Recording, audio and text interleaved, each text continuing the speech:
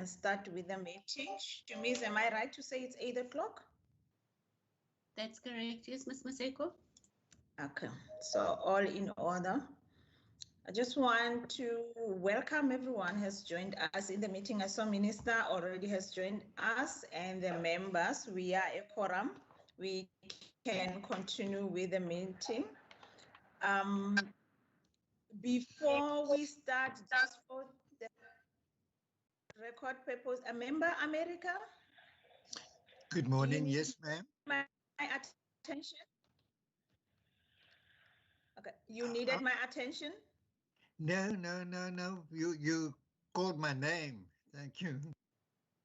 Do I need to introduce myself? Okay, you just have to mute yourself. Yeah, so thank you. And just for the record purpose, I'm going to ask the members that they introduce themselves. I'm going to start that process by saying my name is Matlodi Maseko and I'm Standing Committee Chair for Human Settlements. Over to you, members. Good morning, Chair. My name is Derek America and I'm a member of the committee. Thank you. Morning, Chair. Andrikus van der Westhuizen, member of the committee. Morning, Chairperson. Danville Smith, alternate member for this committee. Thank you. Morning, everyone. Pat Moran, alternate member. Morning, Chair. Brett Heron.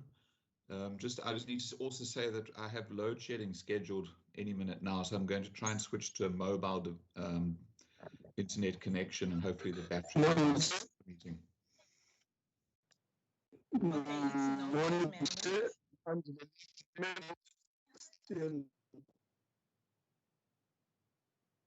Member Lily, your connection is very bad. Can you try again to introduce yourself so that we can hear if you are okay to ask the IT to help you if there's a challenge?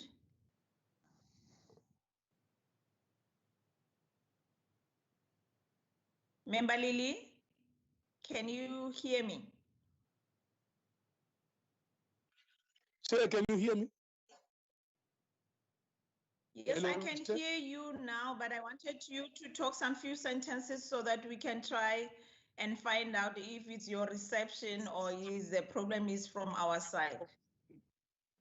I'm saying I'm Andy Lelili, the member of the Standing Committee for Human Settlements. Okay, thank you very much, member. Your connectivity is very bad. I don't know what is it that you need to do, but you would have to do something to really follow the meeting as we go on, or change the spot from where you are, just for your sake, because I don't think it's from this side. Is there any other member that hasn't introduced themselves?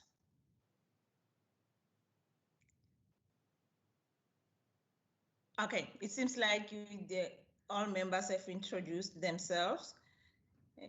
Member Maran already introduced himself. I see he's connected. I've done so, Chair. Thanks. Okay, thank you very much.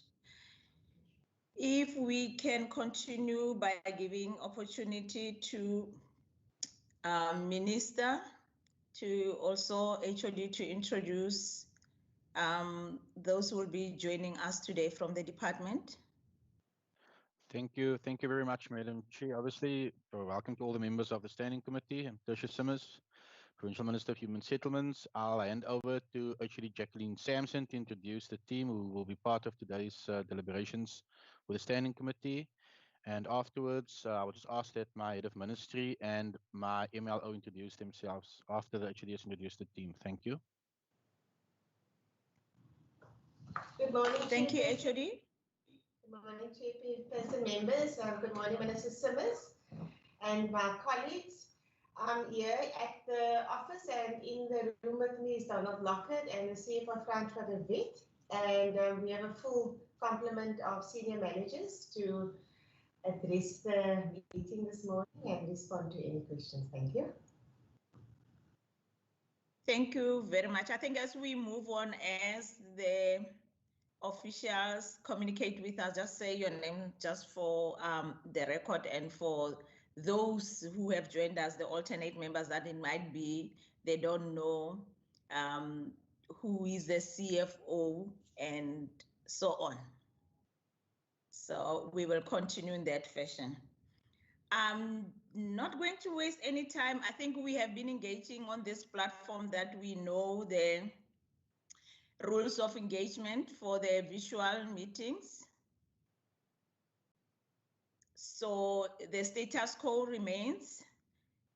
From the members, if you would want to comment or clarity, the hand will be raised. Icon, use that. And from the also the department also, can we do the same? And guests on MS Teams, except for those presenting into the meeting agenda, are not allowed to interact, participate verbally without being requested to do so by the chairperson, who is myself. And to indicate that technical assistance by the ICT staff is available for members who need such assistance during the course of the meeting. All members, you have to be muted at the beginning of the meeting to avoid background noises. And to add to that, if you are not presenting, if you are not talking, please make sure you switch off the video so that we can be able to not put pressure on our system. All videos and audio must be switched off to improve the quality of the connection. So those are the basics that we've been doing throughout all these months. Okay. I'm going to hand over now to the minister if there's any introductory remarks that he would love to do. And we can continue if there is a presentation after that. So I'm going to take from the members before you come in, Minister. Members, are you going to ask questions after the minister and the HOD introductory remarks, or you want to go on to the budget itself and we continue with the agenda as it is in front of us? Member Brett Herron. I have nothing to ask now, Chair, so I'll wait to hear what. Yes, thank you, Chair. I would appreciate it if the department and the minister could, draw our attention to those aspects that they believe is most important, and then for us to take it from there. Thank you. Okay. I'm going to take it that Member Smith. Chair, I would support Member Adricus only if and perhaps to do the presentations only if the minister is around for the whole meeting. I mean, till after the presentations. But if the minister is going to leave after his input, then we might as well just have a slot to just engage him. Thank you, Chair. I wish I heard what you said, but I don't know what is happening. It seems wherever you are also is the same as Member Lily. Get the right spot so that we can hear you. I can hear you now. What did you say, okay, Honorable Member? Thank you, Chair. No, I'm saying that... okay, he's gone. Minister, I'm going to hand over to you. Chair, I just want clarity because as per the program I received, we're first going to discuss the third adjustment estimates for vote 8, and then we're going to discuss the main vote that was tabled. Am I correct in that order, Madam Chair?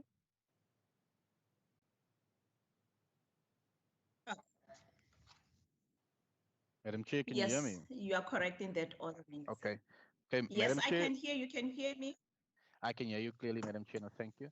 Madam Chair, I'll then just do opening remarks for the adjustment estimates, but also the main vote, because I am aware that the HOD and the team have prepared a presentation, and I think just to alleviate Member Smith's fear, I will be here for the entire meeting, so he can relax regarding that.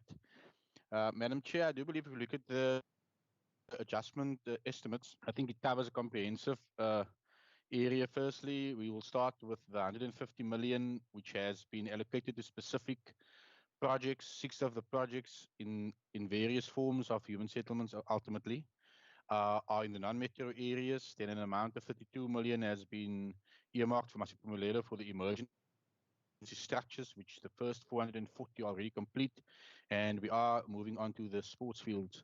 Then there's an amount of 70.8 million rand, which is the provincial emergency housing grant, which is ultimately earmarked and will only be utilized for the provision of a permanent housing solution for Masiphumelelo as per the agreement with the National Department. Madam Chair, if we go to the main vote, which the department will have a presentation for, you will see that our delivery focus areas will be crystal clear. It's affordable housing and informal settlement upgrade to the ISUPG. There are 2 grants. We have the HSDG grant, which is the main grant, and a portion has been set aside specifically earmarked for the ISUPG. I do need to emphasize the projects that will be listed in both of these grants instances did go through the national matrix. So if a project is not there, it means something is outstanding from the local government sphere, not from our department, because I am aware in the past we have received questions from specific members why certain projects are not included in a specific business plan to be funded. Madam Chair, you and the committee will also note we will place heavily emphasis over the next year, or continue doing so, for focusing on prioritized beneficiaries, which in our case we've circulated since August 2019 to all municipalities. That was supplemented by the National Department's directive as well, which also asks for the proper prioritization of beneficiaries when it comes to the full state subsidized housing, which as Western Cape we are in agreement with. We will also be focusing heavily more on security of tenure through home ownership, because we do believe projects post 2014, we do need to start accelerating the provision of title deeds, even though that portion of the grant from a national perspective has been reduced or taken away. We have found a way that we will be further continuing that in our province. Madam Chair, then ultimately taking lessons from COVID-19, we will focus on improved efficiencies as we accelerate the use of ICT infrastructure as a department, but ultimately also ensuring that the end user, which is the citizenry of the Western Cape, but more so our beneficiaries, have a smoother interaction virtually with the department or the relevant sections within our department. And also, once our councillors start utilizing the platforms as well, we will be launching 2 specific platforms during the course of this quarter of the year, which will integrate all project information, will be at the palm of our hands, which will ensure that once we interact with the government, that they will be able to give their electorate or their communities a specific report, which will be factual, it will be up to date, so that we can ultimately have a very seamless integration and interaction with our community.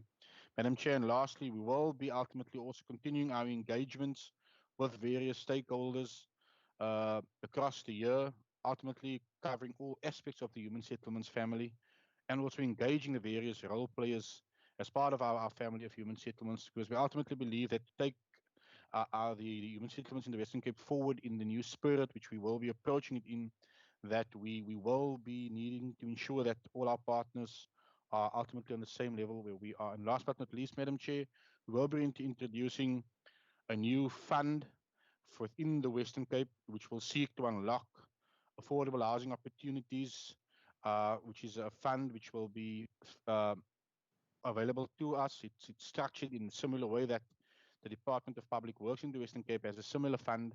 But ultimately, this is to compensate and to accelerate certain projects in the pipeline across the province, which we believe will speak to our strategic objective of focusing on affordable housing across the Western Cape. I will now hand over to my HOD for the presentation. Thank you, Madam Chair.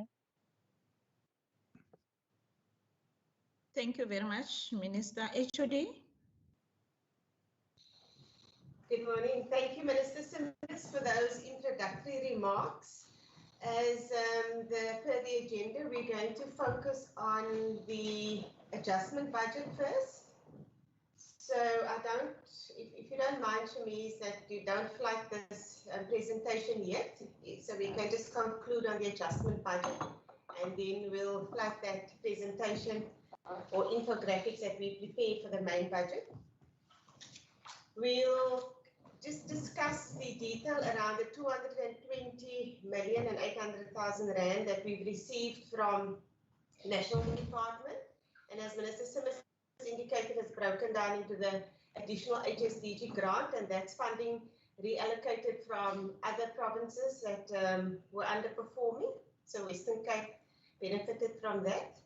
And then we received an additional 70,800,000 rand for the Provincial Emergency Housing Grant, and that's specifically for the long-term permanent solution for Masiphumelele. So it's very it's restricted to that. Thank you. I'll hand over to the CFO, Francois de Wet, if he wants to add anything. But we have a detailed breakdown of how the 150 million must be allocated. We have to submit a business plan to National Department, so it's very specific, and with specific budget to each project in the various municipal areas. And as I indicated, the 70 million is in for the Masiphumelele from the Emergency Housing Grant. Thank you, Chairperson. Francois de Wet, would you like to add some? Thank you, Chairperson. Francois de Wet. Good morning, members. Good morning, Chairperson. Always good to be in the meeting with you. Now, the HCD and the Minister has covered what I wanted to say. I can just confirm that this 150 million rand will be spent. It comes a long way, like the HCD mentioned. We submitted a business plan, and we were just waiting for the Gazette to take it up in the adjustments budget. So we were quite aware of this.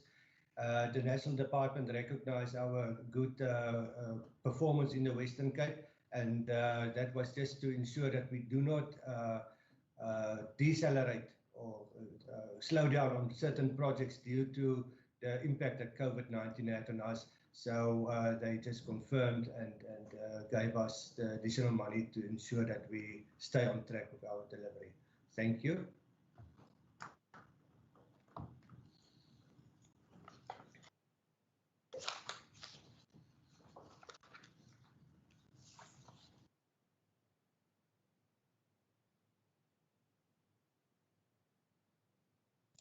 Chair, I think you're on mute.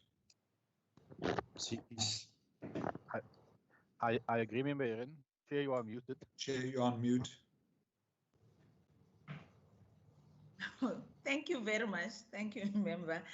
Okay, I was saying that, is there any questions from the members with comments in deliberation of the vote 8 in the schedule to the Western Cape Third Adjustment Appropriation Bill 2020-21 financial year? 2021 B3 of 2021. Member Heron, I see your hand first. Over to you. Thank you, Chair. I just have some questions on the adjustments budget. In particular, the amount 220 million is what I understand is what was received from national government, but actually the figures don't add up. So maybe we can just get an explanation. There's 150 million for HSDG for the 6 projects.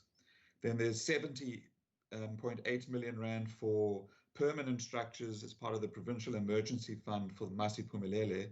Then the Minister also mentioned a 32 million for temporary structures. So that takes us over 220 million. So is the 32 million from another source of funding? And then which are the projects that are going to get the extra 150 million rand, and why do they need the extra funding? What will that achieve? And then my last question, if I may, is on the permanent structures for Masiphumelele. What land parcels or what sites have the department identified to accommodate permanent structures in Masiphumelele? Thank you. Thank you very much, Honorable Member. Is there any other question from members? Member Lily, I recognize you. Thank you very much, Chair. Mine is similar to what Member Aaron in regard to the pockets of land that will be made available by the Minister. Because, for instance, there is this 32 million rand, which is allocated for what we call temporary structures. My question is, where is this land? Because currently the city and the province are at a loggerhead with the civil organization who are fighting so hard in order to get the land in the CBD instead of in the outskirts of the city of Cape Town. So I'm asking where specifically for the what we call for the temporary structures, including for the permanent structures. I would really want to know as to where and what is the time frame when it comes to this. Thank you very much, Chairperson. Okay. Thank you very much. I think before I give Member Maran, I recognize you. Before you get in, members, we have two adjustment budgets, the main budget and this. We have one adjustment budget and we have the main budget. So if we can stick to the budget today and try to go through this allocated time with interrogating the department with the budget that we have in front of us. Some of the questions that will be out of the agenda of today, it's going to be difficult for the chairperson to be able to really allocate a lot of time to dwell into a specific of the way and I'm not trying to sort of box the members to say you need to ask this type of the questions. I just would appreciate if we can try to maximize out of the time that is being allocated to us in talking to the budget that is in front of us. So if you can indulge, sorry, if you can indulge me in just concentrating on the budget to ask those questions without being specific to the who and why, if I may be right, just thinking out of a better way, I'll really, really appreciate that. Member Maran, I recognize you. No, so thanks, Chair. I thought we were asking questions on the inputs that's been made, because mine was also the one that the Honourable Heron asked. Your 150 plus 70 gives you 220 million. But I think, Chair, the maybe the not confusion, and I'm not sure whether I've slipped that part. The temporary structures for Masipumalelo, the 32 million rand, and it was also then mentioned another amount. There was an amount for permanent structures. Maybe if and I'm not sure whether I've missed that part. Whether it will add up to the 220, whether those two parts is the 70 million is basically split into those amount, but I haven't captured the one of which speaks to the permanent structures. And now it was said that 32 million rand is for temporary structures, and it seems that the 32 million rand is in that 70 million rand. I'm not sure whether the remaining balance of that 70 million rand is for the permanent structures. Thanks. Thank you very much, members. Minister, I recognize you. No, Madam Chair, thank you. I think let me just provide clarity because I was crystal clear when I spoke about the 150 million and the 70.8 million. The 150 million consists of, and I said, 6 projects all related to the broader human settlements perspective in the non-metro areas, and the 32 million rand for the emergency temporary structures of Masipumalelo. If you add it all up, it's 150 million. So the 32 million is not part of the 70.8 million. Then I mentioned again that the amount of 70.8 million is for the provision for the Provincial Emergency Housing Grant, or the PEHG, which is to be utilized for the permanent housing solution for the Masipumalelo after the disaster. And I think I will now hand over to the HOD because Member Heron asked where the parcels of land are, which clearly has been identified together with HDA and National and the City of Cape Town. I will just ask the HOD to answer that question, Madam Chair. So I think I've given clarity on the 150 million. There's not extra 32 million floating around. I just broke it down because normally we get asked specific details. That's why I said 6 non-metro and 32 million, which is the 7th project, which is the emergency structures for Masiphumelele, all that adds up to 150 million. And the 70.8 million, we added two together, it's 220 million, 800,000. There's no additional funding, but nor does the 32 million in any form from part of the 70.8 million, because there has been disinformation spread to the Masiphumelele community regarding this. That's why I need to emphasize that, Madam Chair. Thank you very much. Thank you very much, Minister. HOD.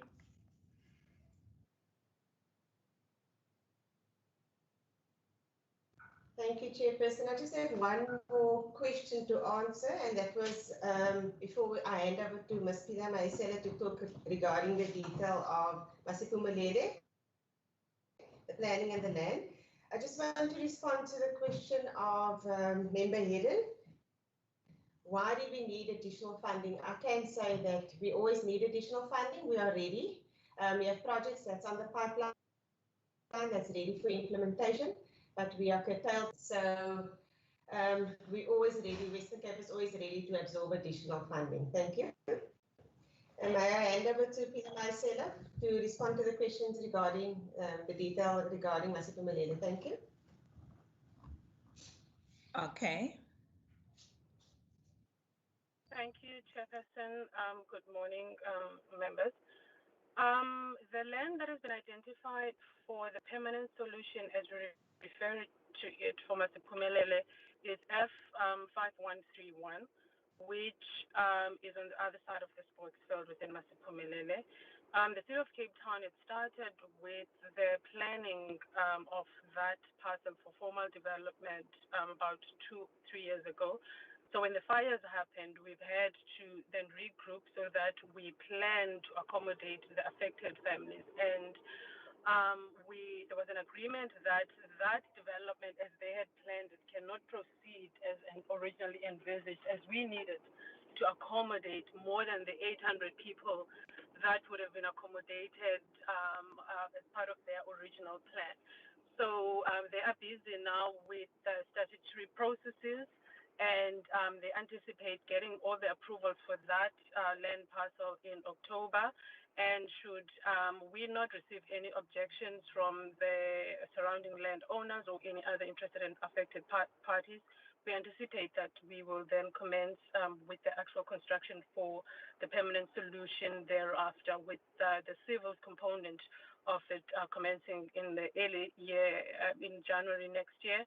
And then the top structure, for which we've received funding, will then kick in after the services have been completed. And the services portion of that project will be implemented by the City of Cape Town, and we will then, with the funding that we've received, then implement the top structure solution. Thank you, Chairperson. Thank you very much. Member Heron, I see your hand. Yeah, thank you, Chair. I don't want to stay stuck on this adjustment budget, but I do understand that the department always needs an additional 150 or any amount. Obviously, any department wants an extra funding, but the HOD's answer wasn't really an answer. The minister said that and I think the HOD said that the 150 million had been allocated to 6 specific projects that were already in the pipeline. So the 150 million did what for those projects? Did it add extra units? Did it expedite them? Because if there was a project on the plan, then it would already have budget. So why does it need another 150 million rand? What does that 150 million rand do for those 6 projects?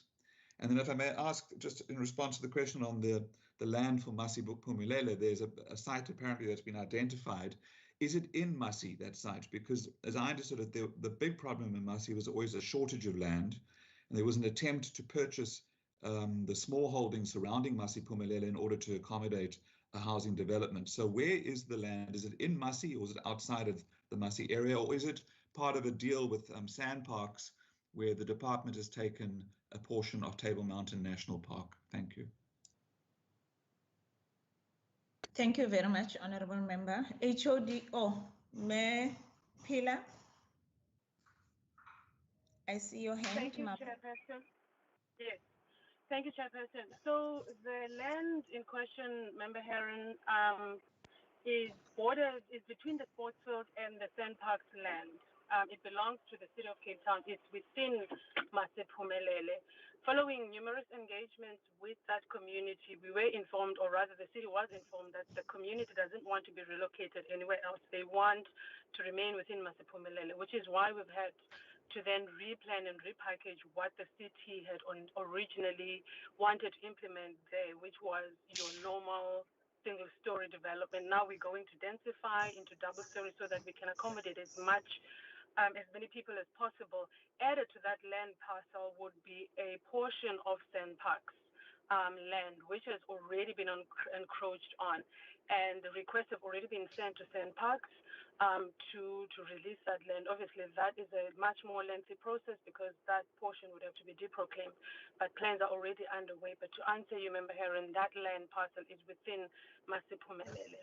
And in terms of your earlier question as to what was the rationale for the additional projects, yes, it's projects that were budgeted for, but because we were constrained in terms of the allocation for the current financial year, we've had to reduce the number of units that we were going to do in those projects. Now, with this funding that we've received, what it did is that it enabled us to then accelerate. And in certain instances, the quantum was certainly not enough in terms of due to the extraordinary geotech conditions. For example, in Plettenberg Bay, we found that we needed additional funding to deal with the extraordinary geotech conditions. And instead of delaying that to outer years, we were then able to incorporate that land parcel so that we can develop that project as part of this phase. Similarly, in Vredebes and Wittenberg, where we were only going to do a small portion because of the additional funding, we were able then to accelerate that project. So that was the basis of deciding which projects get the additional funding. Over and above that, we needed to focus on the upgrade on the informal settlements themselves, because upgrading of informal settlements is a national priority, is a provincial priority. And national department made it very clear to us that in the package, in the reallocation of the 150 that we get, we would need to make sure that we prioritize the upgrading of informal settlements. So that's what informed where the additional 150 goes. And just to also clarify the issue of the 32 million, the 32 million forms part of the 150 that was allocated. So when the fires happened, we requested additional funding from National Department, and National Department responded to say, of the 150 that we're giving you, allocate 32 million from that 150 towards Masiphumelele, which meant then that we then had 152 less 32 to allocate to the other non-metros. Thank you, Chairperson. Thank you very much. I recognize the raised hand of Minister. Madam Chair, I think just because we're talking about land and where these land parcels are, now we've been following as a department with a lot of concern certain comments by certain members of the Standing Committee, to be quite honest. We do ask you to encourage members of the Standing Committee, but also members in general, to speak out against land invasion, because it's no use that as the three spheres of government through this department, we try to accelerate, then what we tend to achieve is then debunked by people indirectly encouraging land invasions through semi-undertones, because we need to stand firm as members of the legislature against land invasions, because ultimately it impacts those people that have been waiting for a long time as qualifying beneficiaries for the state to assist them. Thank you. Thank you very much. HOD, I saw your raised hand.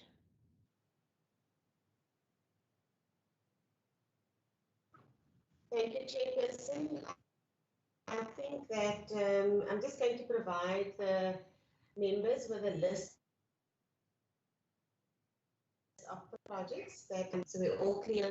The 32 million, as indicated, is for temporary shelter for the victims of Masiphumelele, the fire victims of Masiphumelele. 13 million for the construction of bulk services as part of the Vredebes housing project in Witzenberg. 20 million for the rapid land release as part of the Masakani informal settlements in Overstrand municipal area.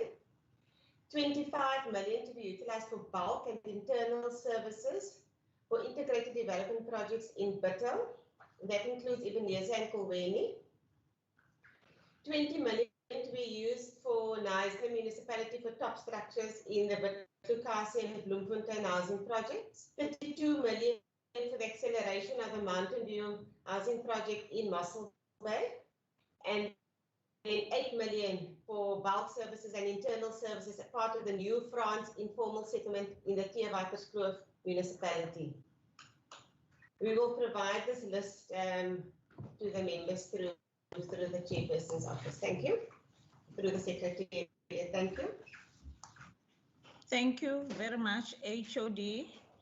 I don't see any hand. Is there a hand that has been raised? I don't see any hand. I think that was an all hand that I was seeing just now. Is there any clarity from the members? Member Maran? No, Chair, it's Masipu Mulelo, Chair, from where I'm sitting in a rural area. And when we look at the metro, then the metro basically includes the whole municipality.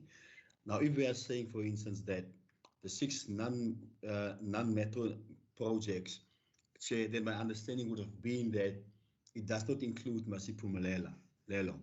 But it's now made clear, Chair, that the 2 million rand is basically part of the 150 million rand, because there was a request from the municipal side that says that we have to make sure that you also cater for Masipu Mulelo, and that's a 32 million rand. I'm just saying, Chair, when I think metro, I will think that Masipu Mulelo is in metro.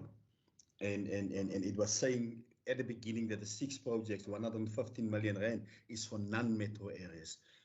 Maybe the misunderstanding was there. Thank you. Okay. Minister? Excuse me, Chair, my hand wasn't up, but I will reiterate, I said in the 150 million, 6 non-metro and 32 million for Masipu Mulelo. If you add up, it's 7 projects, it equals 150 million. It's a skill to listen, to understand, Madam Chair. Thank you very much. You must speak clear. That's the thing, you must speak clear. You must... Honorable Member Maran? No, but you must call him to order. Honorable Member You mustn't Maran? speak into a swamp. Thanks. Thanks for the HOD, you gave that clarity. Member Maran? He's confused. No, you should have intervened when he made remarks. Member Maran, it's not always the case with me that when a member talks, I interject, or when a minister talks, I interject, or when an official talks, I interject. I usually, with respectfully so, I wait for every member, official or minister to talk until they're finished. And if there is any response that I feel I have to, or if there's anything that I feel is untowards any other member or any other official, I do that. To me, when someone's still speaking, especially on this platform, and you interject when someone's still speaking, it turns out to be a little bit rude and untowards. Like when I was trying to talk and then you just interjected because you feel you have a control from your side to do that. So if we have to run this meeting correctly, so like we've been doing it since this abnormality got introduced by the universe into our lives, we have never had any problem in this standing committee to run the meeting correctly, so without the hoo-ha that might turn the meeting to be negative. We always hold the department accountable, and where there's a clarity needed, we get that platform to interact with the department. They've never shied away. And the members also, they've never shied away to ask those difficult questions until they get clarity or they get the answers.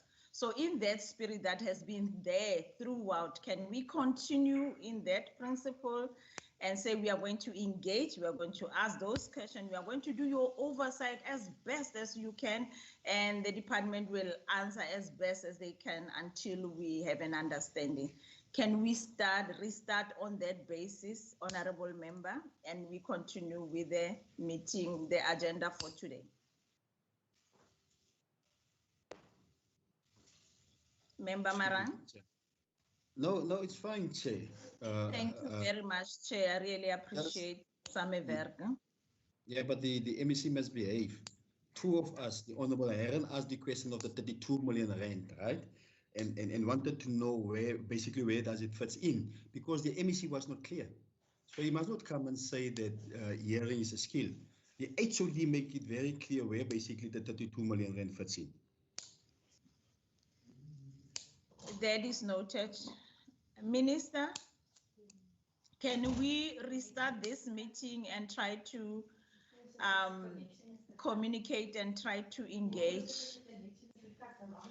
Please.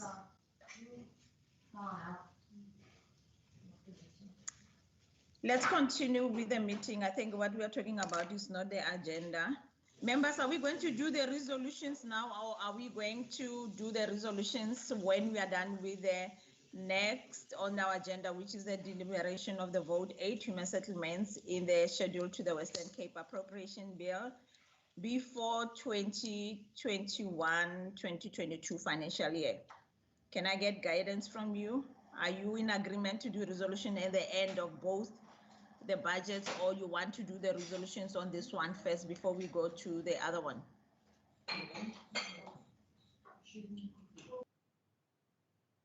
I have no preference, Chair.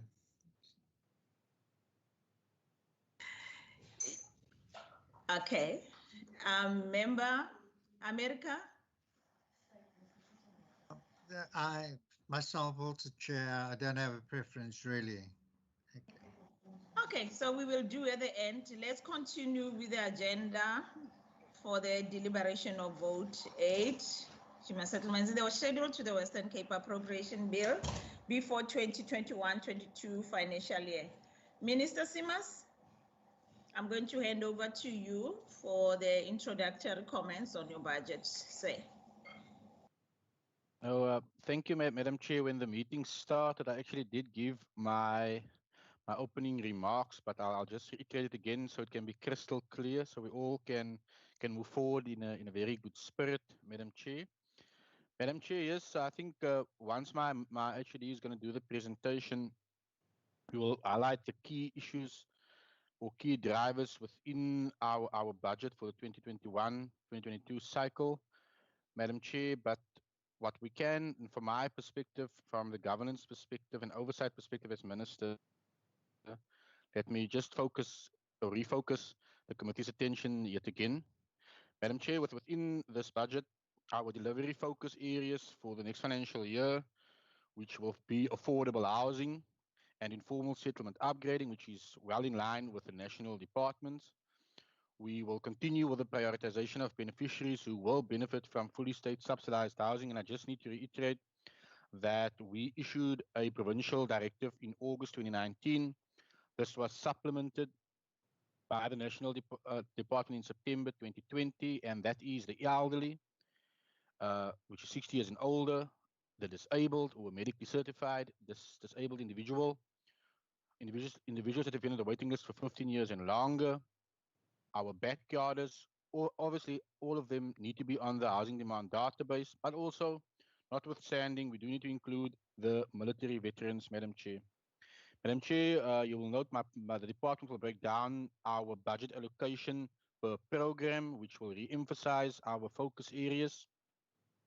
We will continue focusing on improved efficiencies as we will continue to introduce ICT infrastructure as we seek to accelerate our delivery capacity so that our end user, which is the citizenry, can have a better interface with the government through virtual norms, which ultimately is one of the key lessons that we've taken from COVID-19, which we can take forward as a department.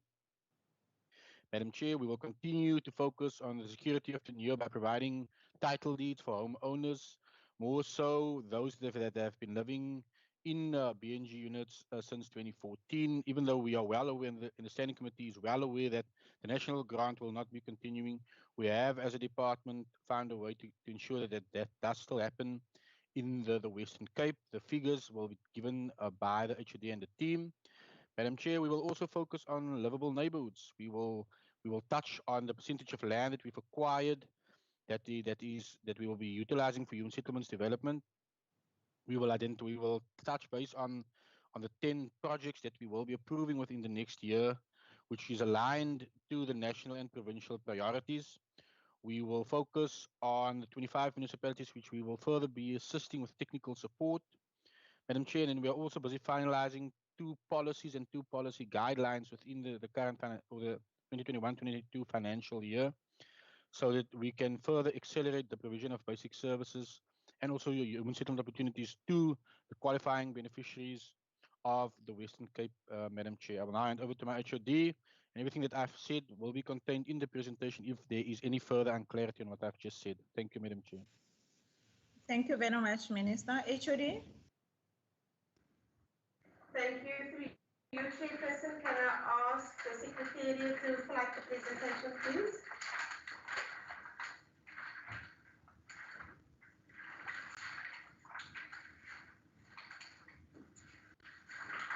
Thank you. Is it possible to put it on full screen? If not, we can just scroll down. So the budget allocation for 2021. HOD? Sorry, HOD? Yes, you also have to get the right spot because you sound far and we cannot hear anything that you are saying clearly enough. So maybe if you can go closer to the mic. I'll move closer. Thank you, Chairperson.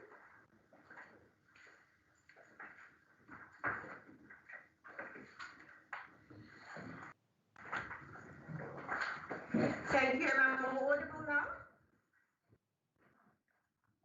Chairperson? Yes, you are audible. I don't know the members if they can hear you clearly. Members, are you comfortable with the sound from HOD? Yes, Chair. Okay, you can go, ma'am. Thank you, Chairperson. The budget allocated to Western Cape Department of Human Settlements, that's vote 8, is 2.353 million, and that's broken down into 4 programs. As per the presentation, 135.8 million for program 1, 24 million for program 2, 2.1 billion for program 3, and 51 million for program 4. Our focus areas, Minister Simmers indicated, and it will be covered also throughout this program, but mainly in program 2 and 3, we will look at affordable housing, and that includes a full suite of providing for both rental and ownership opportunities, as well as an informal settlement upgrade, which is covered by the ISUPG, the Informal Settlement Upgrade Program and Partnership Grant. And that's a specific ring-fenced earmarked allocation to each province, and that will then also be our focus area. Throughout the delivery, we will look at prioritizing certain beneficiaries.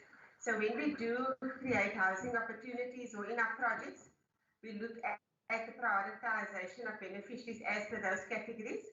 And as Minister also indicated, the National Department has also prioritized military vets, and we also honor that prioritization. And that's just a finite number, so there is a specific detail, specific number in the Western Cape that we have to allocate. Then, when one looks at activities, especially around Program 1 and improving efficiencies, we fully acknowledge that we have to adapt to budget cuts, realities out there, improve technology and be innovative in our response. So I looked at ICT programs to assist with improved efficiencies, so working smarter and delivering faster, and that's also to improve access to the beneficiaries or other stakeholders to information as well as our programs. We will also, through that, have intensive stakeholder engagement, and that's a full suite of stakeholders, but we're specifically targeting 8 municipal engagements for the year, but we do cover all municipalities throughout the year from our different line functions and different programs. We engage with all the municipalities throughout the year, but we have specific outreach programs which looks at our budget and communicating our budget, our priority areas, our approach to implementation, and that is then specific outreach programs to municipalities and in turn the communities in those municipal areas. We also develop policy and research products and we share the knowledge gained from those processes with our stakeholders. So we're also looking at specific knowledge management interventions or engagements to share information. We've targeted 2 for the year, and then we also have to look at our own deliverables, looking at the impact of our deliverables. So we will look at doing an evaluation of one of the subsidy programs, looking at the performance and the efficiencies in that. We'll have to select a specific subsidy program to do the evaluation on. And then, of course, in line with norms and standards, we have to pay our service providers. We're looking at 98% of invoices to be paid within 90 days. 30 days. It's meant to be 30 days. We'll adjust that, Chairperson. That's our mistake. We wouldn't want people to wait 90 days, so 30 days. I apologize for that error. And these specific targets for services, for service sites and top structures. So 6,324 service sites will be provided, and 8,272 units or top structures will be provided with a total of 14,596. And that is within the allocated budget and availability of funding. And obviously, we also look at project readiness when we select projects to deliver those targets. Throughout our human settlements projects, we are a large contributor to the economy, especially in the construction industry. And through our projects, we will create 800 job opportunities within our human settlements projects. So through our budget, we then enable the contribution to the economic recovery of the Western Cape. We also, in turn, will look at training for 150 young persons in the built environment. And we also have to adapt and adjust our training programs because it was always on-site training. And the limitation brought about by that, we also have to adjust and see the training, how the training programs adjust to technology and innovation, and how we have to adapt our training programs to enable that. We also, through our approach to innovation and technological advancements, we're looking at a target of 500 houses within our projects, which will be built using sustainable building technology. And then I think most importantly, the Human Settlements Development Grant, at least 50% of that, the contractual arrangements will be with contractors within disadvantaged areas or disadvantaged groups. So we're targeting 50% of the HSDG grant allocated to HDIs or groups. And then specifically on Program 4, ownership and the transfer of title deeds through the Enhanced Extended Discount Benefit Scheme. That is a scheme or a program that's part of our suite of human settlement or subsidy programs where we write off old debt, and especially pre-94. So we're looking at 450 beneficiaries who will benefit through the EDBS. And then finally, the effect title deed transfer to 8,110 qualifying beneficiaries. Thank you, Chairperson. It's just an overview of our budget and how it is allocated and our focus areas. Thank you. Thank you very much, honorable members. I'm going to open for any questions. Member Heron, I recognize you. Thanks, Chair, and thanks for the presentation. I just have one question about a comment that the MEC for Finance made yesterday in his budget speech, where he spoke of allocating 125 million rand to restore the department's baseline, but I'm not sure if I can see it in the appropriation bill and how it is allocated. So I wonder if the HOD or someone could just explain where that is, and what it will achieve, and what does it mean to restore the baseline. I understand it to mean that the funding has been cut over a series of years, and this is to try and get the budget back to at least where it was at some point in the past. But perhaps the HOD could explain that comment and where it is in the appropriation bill. Thank you. Thank you very much, Honorable Member. I recognize Honorable van der Westhuizen, and after Honorable Marani, Honorable America, in that order. Yes, thank you, Chairperson. Chair, I would like to refer to table 7.1 in the 2021 Western Cape estimates document. That's the thick Bible, if I can call it like that. In PDF, it goes up to 830 pages. The page number is 351, although as part of the electronic document, it's 376. Chair, we have read in the documentation that the department will have to decrease its staff complement by 80 staff members. So I've got some questions in that regard. How are you going to achieve that? Are there any national incentives? Because it seems to me as if the current incentives announced by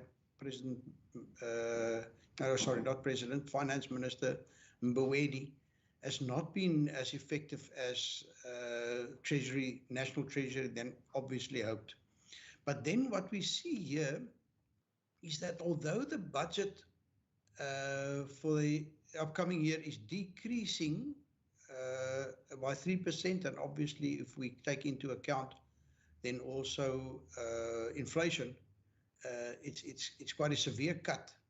Then the next one that we see there under administration is an increase of almost 8%.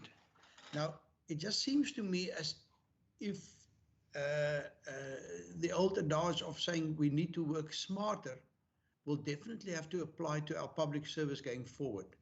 Yet here we see that money spent on actual service delivery is decreasing, yet the overheads or the administration costs are increasing by 8% and by 6% there in terms of the research and planning complement. So perhaps if we could just first get some clarity.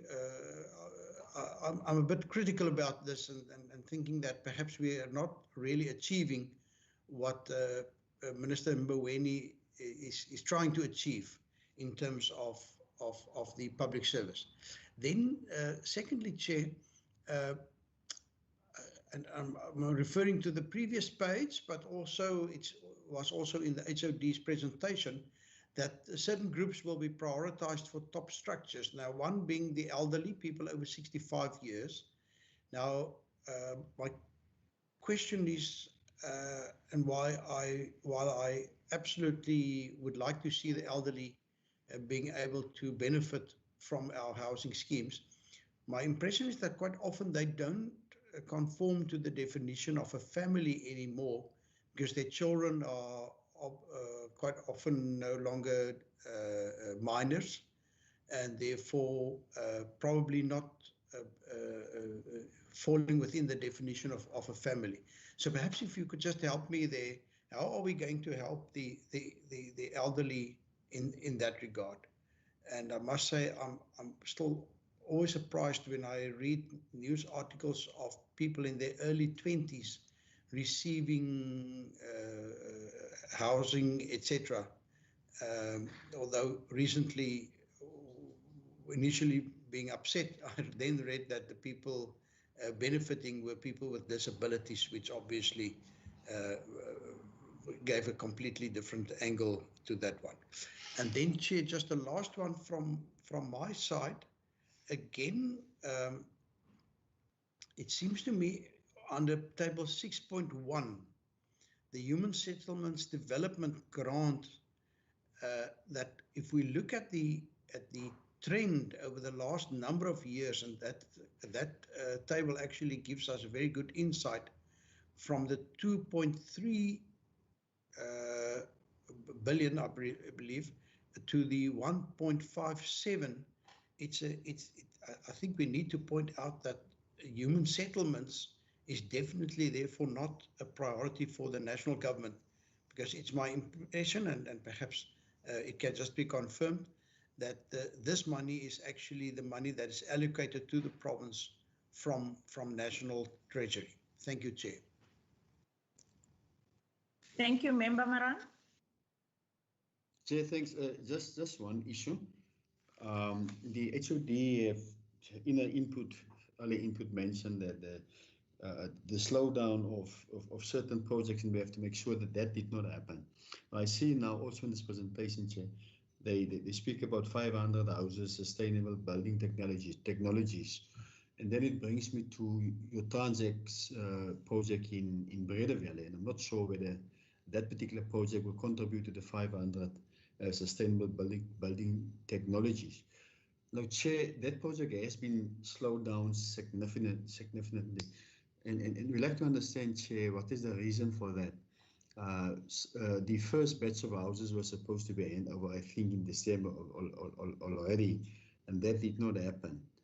I just want to check, Chair, the reason for the slowdown of that particular project. What's the reason for that? Thanks.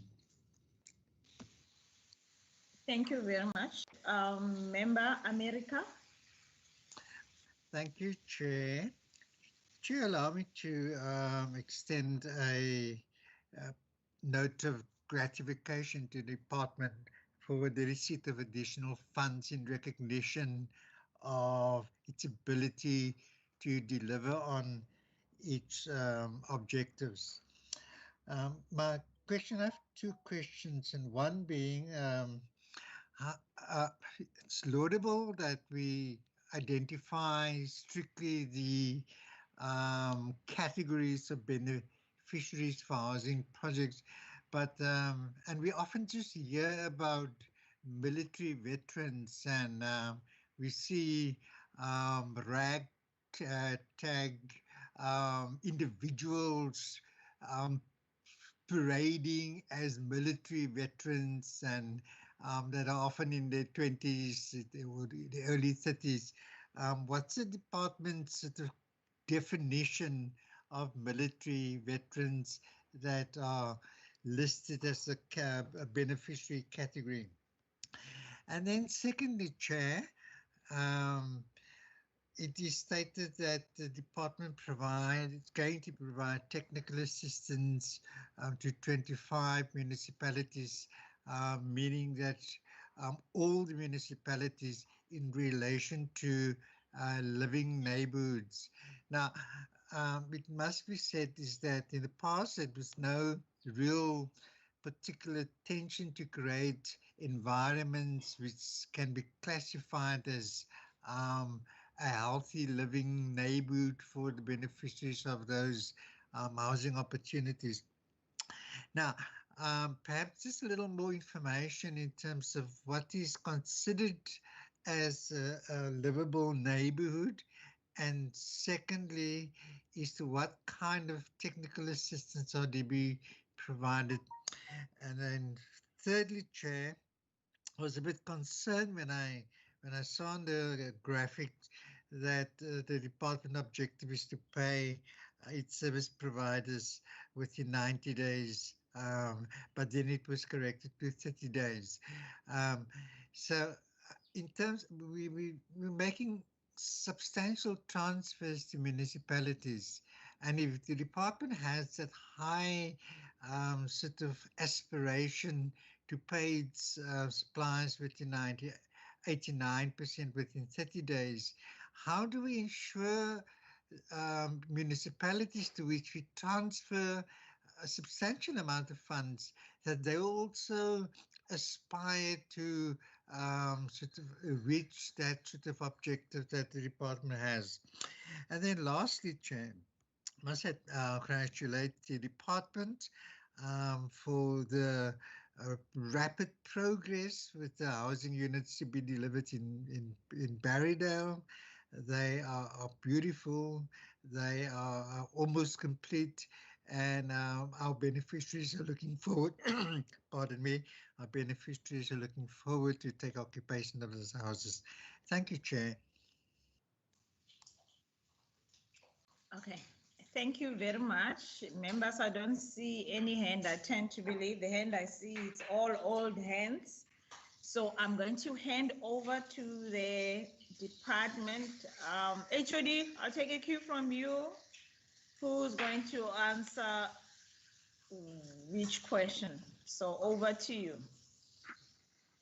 Thank you, Chairperson, and thank you to the members for the questions. I'm just going to go through the list and allocate it. The first two questions on zero-based budget, or the reference made to the budget speech yesterday, as well as the cost of our establishment or number of staff members. Try and answer those two questions. The question relating to beneficiaries and those over 60, Pamela will respond to that. The comment made about Program 3 and the low budget allocated to Western Cape is acknowledged. Pilar can provide further comment on that, as well as the response to the Trans-Hex question and whether it adds to the 500 Sustainable Building Technology units, and the concern raised about the rate of delivery there.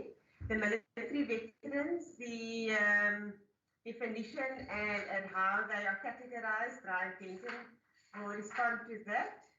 Then the question relating to the technical systems we provide to municipalities and what is our definition of livable neighborhoods between Kamela and Prishane, they'll respond to that. The 30-day payment, Francois will respond to, and we appreciate the comment around the development in Barrydale. Thank you. Mr. De Wet. Thank you, Chairperson. Thank you, HOD. Thank you, members. It's a very, very good question that the member raised about the 55 million, the 40 million, and the 33 million. And then also linked to it, the increase in administrative costs. And also in the reduction of 80 personnel members. That allocation was made to the department after long discussions that we had with the Provincial Treasury and the MTech committees over the past couple of years, that we were using the OPSCAP budget to pay for our operational costs. And that is totally wrong. National made it clear that they're not going to allow it any further, and that we must fund it from our equitable share part. And the Provincial Treasury came and they recommended that an amount of 120 million rand over the next 3 years is allocated to the province, to the Department of Human Settlement, to augment the money that was taken, that's not available anymore from OPSCAP. So the administrative costs as Program 1 administration went up by 8%, meaning that certain projects and items that we funded from the grant through OPSCAP is now being funded by PES, the equitable share part, and that will release about 50 million rand directly to service delivery and shifting it back to the grant. So we are very, very happy of that allocation. The reason for the decrease, and that is they want to review the service delivery model of the province and also of the department. As part of that, we all know that government cannot afford these bloated establishments anymore, and that is the preliminary allocation that we've got. With that money, we will have to decrease our number of personnel that we're currently paying. Our compensation of employee budget is earmarked or fixed at 245 million rand, then 230, and then 215 million. Okay, that is all subject to the review of the model and other processes that's currently being introduced and being executed by the Provincial Treasury and the CSC as part of the reduction of the payroll of the province. So just to give a little bit of perspective as well, the department currently have about 70 staff that's on contract. They were appointed on contract because we could not afford them from our equitable share part, and because it was funded via OPSCAP. So we are just dealing with these contract workers, but we are re-looking at how we can repurpose certain stuff. We've learned a lot out of COVID.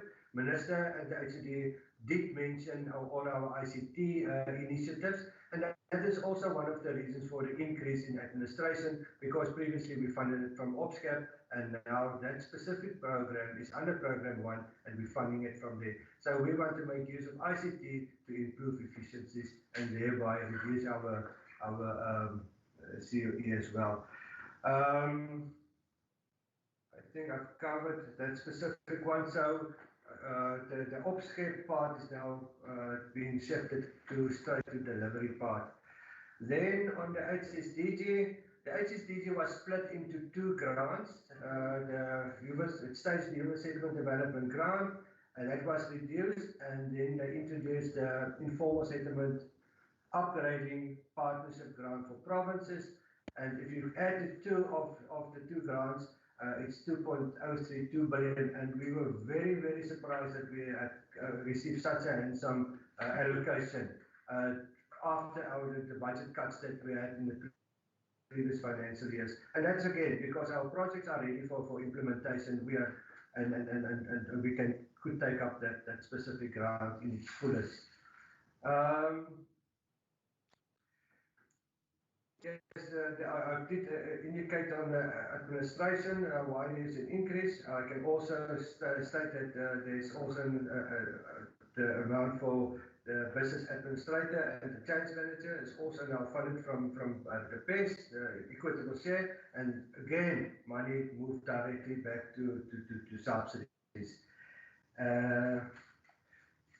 Yes, that is deals with the 55 million and the increase in the administrative costs. Thank you. Thank you, Chairperson Pamela. The question relating to beneficiaries over 60, the prioritization of those beneficiaries.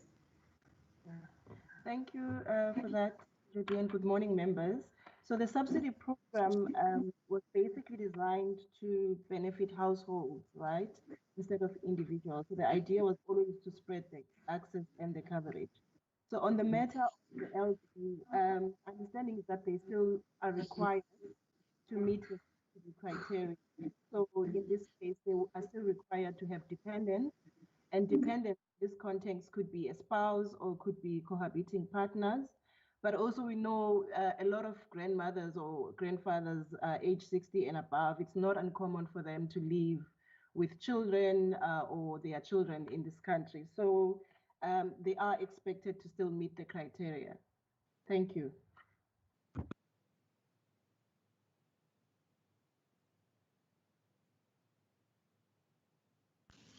HOD, was that the last question? No, ma'am. Pisa, can you comment on Program 3 and Tranche X, please, and then Brian Denton on the military veterans? Thank you. Thank you, Chairperson. On Transex, Member Moran, the reason why we're experiencing such delays is the contractor's inability to allocate adequate resources to that site. That in the form of a contracts manager, a foreman, and so forth, and him being based in Joburg further exacerbates the situation. We have, as a department, invoked certain clauses as we have in terms of the contract to deal with the issue of poor performance, and would be looking at a replacement contractor.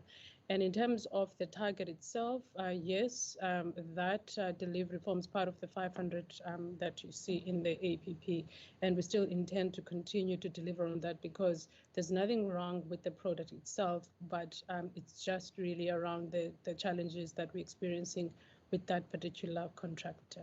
Thanks, Chairperson. Thank you very much, Sheila. Brian?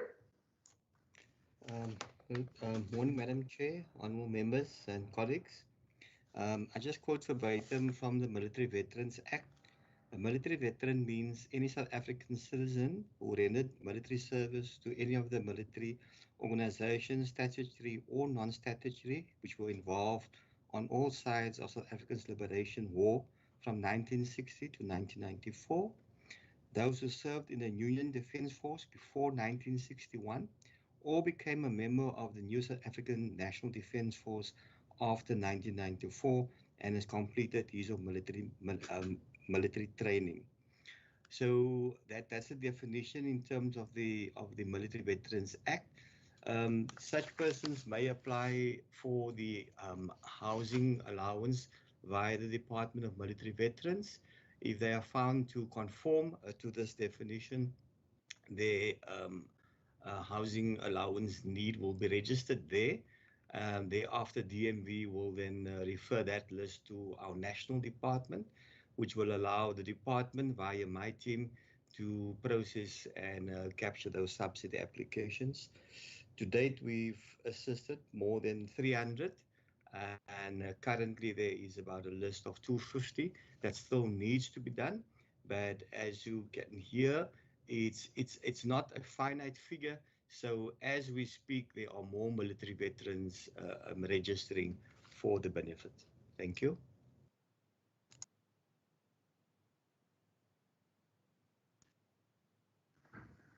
Thank you. Prishan Chandika. Good morning, Chairperson. Good morning, members. The first question with respect to livable neighborhoods is we are incorporating into the designs and neighborhoods which respond to the three priority areas of jobs, safety, and well-being being prioritized in the layout plans. We also are looking to ensure that spatial transformation is achieved, and that by definition of livable neighborhoods, the need for inclusivity, mobility, access, and economic development opportunities. There are 14 priority housing development areas which have been promulgated and gazetted by the National Department, and these 14 areas are throughout the Western Cape Province, as mentioned throughout the APP. But it's also ensuring that there's spatial efficiency, that the neighborhoods are compact and walkable. They've got access to amenities such as education facilities, health, police services, and that we take into transport, water, sanitation, and also housing, and including a good residential market and rental market to all contribute towards the concept of livable neighborhoods, Chair. The second question with respect to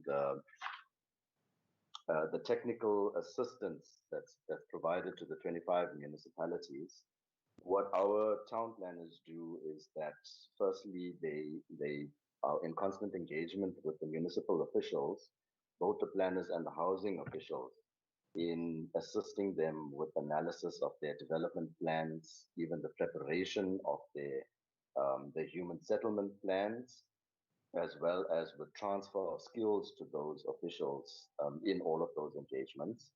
They also assist with the assessment of the IDPs, and in certain instances, there are targeted training interventions which are identified by the department for those officials. So this is an all-encompassing indicator on the technical assistance that we provide to those housing officials in the planning space. Thank you, Chairperson. Thank you, Chairperson. And the last question relating to the 30 days payment, and how do we ensure that the municipalities honor that as well? Mr. De Wet. Thank you, actually. Thank you, Chairperson. We noted in the ground frame when we got our attention that municipalities do not pay our contractors or service providers in time. So we wrote it into the framework, and then on the 15th of each and every month, the municipalities must report to our internal control unit on the amount of money that they received from the department and what they have paid, and if there's a difference, they must explain the difference. We also, when contractors complain that they are not being paid, we have found it as a huge risk that the money might be utilized for other purposes, and therefore we then put the municipalities on terms, and we will pay our contractors directly, although they are appointed by the municipalities. It is an agency service. We're still accountable for that money, and that's why we wrote it into the framework. Thank you. Thank you, Chairperson. That covers that batch of questions. Thank you very much, HOD. I don't see any hand now. Just from my side, I just want to find out, I think initially the issue of the military veterans, there was a question of, do you develop the list from the municipalities, or you get the list that has been vetted or verified from the Department of Defense?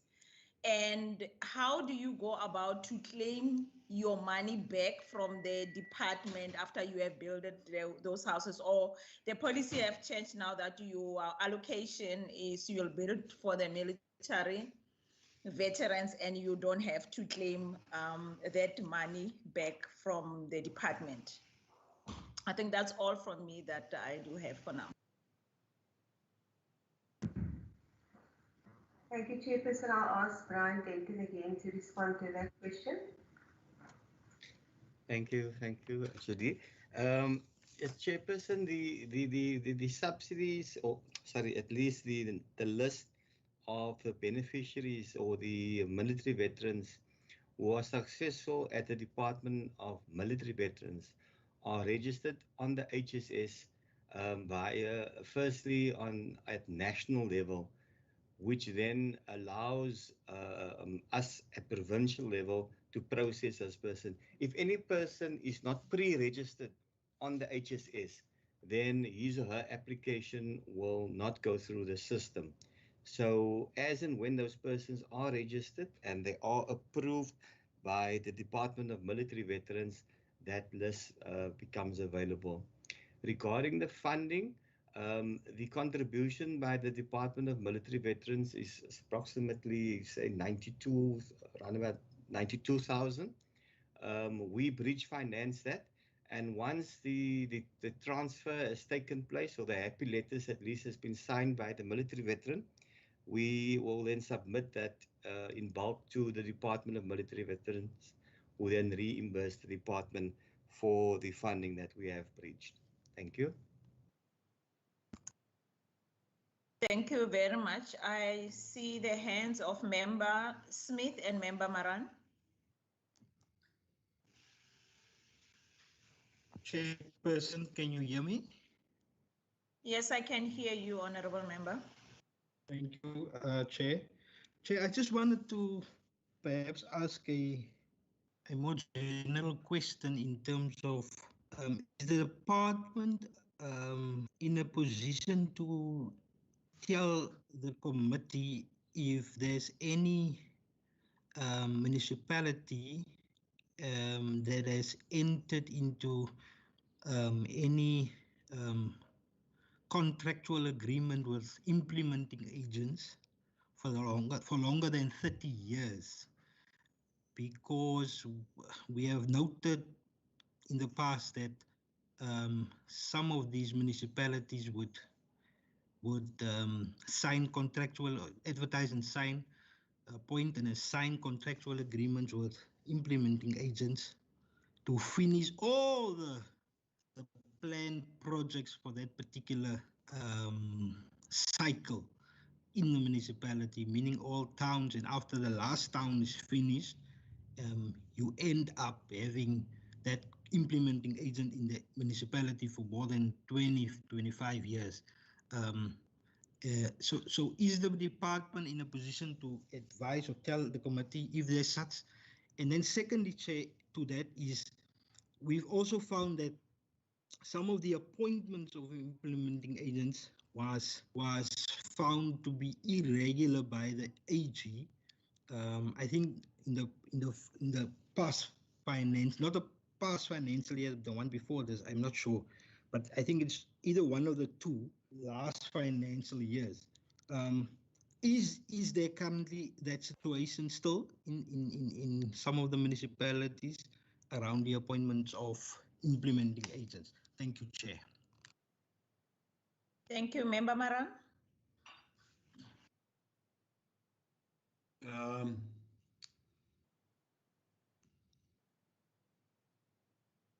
Chair, just it's a follow-up question Yes, on the sir. first one, because I've heard Pilar's response that the problem actually lies with the contractor.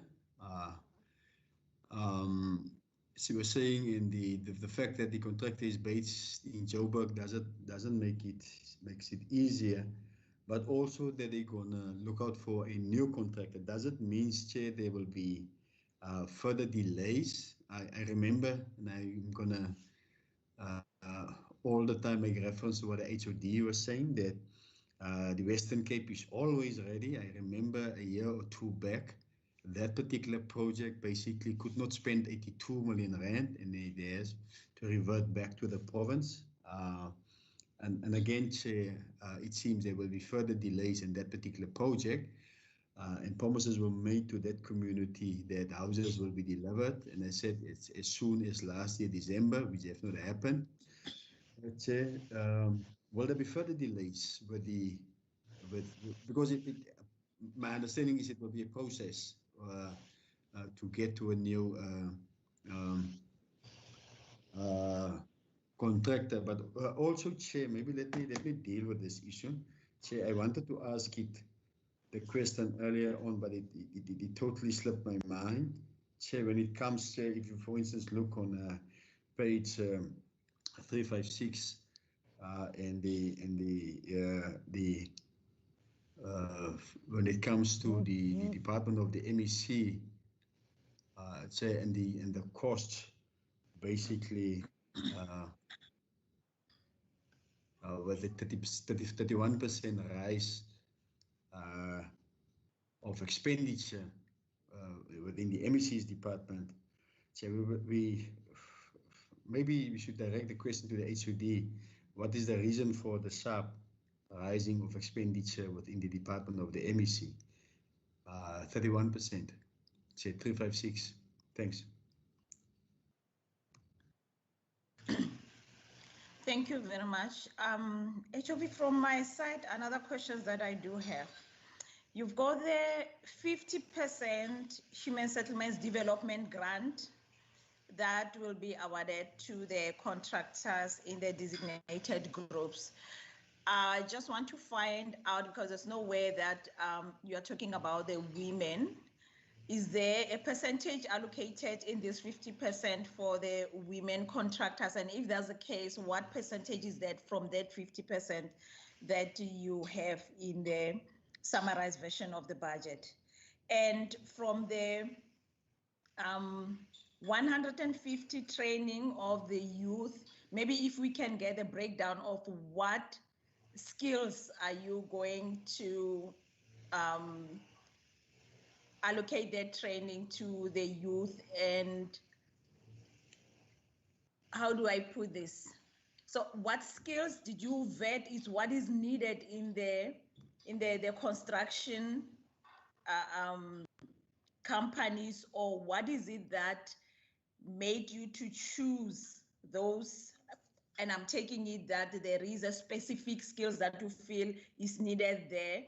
And then where did you get that information? Is it from the universities? Is there any partnership with the universities, or is what the contractors are saying there is a lacking, or you identified as a HOD that there is a lack of a certain skills within the construction companies that you say you are going to allocate this to the youth to do the training?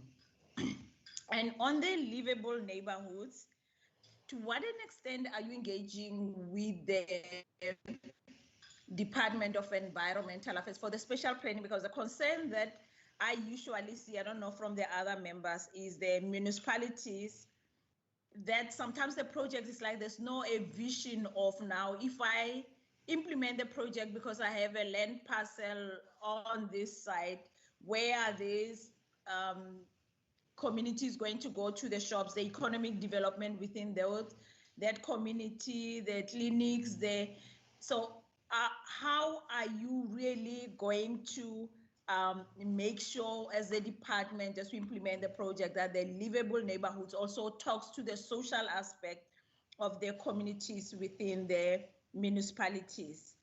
And with our new norm now, and you giving the municipalities with the technical support, can we get what specific technical support are you going to give to the municipalities? Because one of the challenges that we've been talking about is the project implementation from the municipalities. And that's where maybe member is asking the question of about 20 years or 30 years of the implementing agents, that the municipalities, they sign the contracts because they feel they don't have the skills. So implementing agent will be the one that does the job for them, to an extent that you see some implementing agents also even holding the database of the beneficiary list, that they are the ones who knows who's going to receive, without that list being the real list or being the dummy list, or being, so there is that confusion of who has to take the responsibility.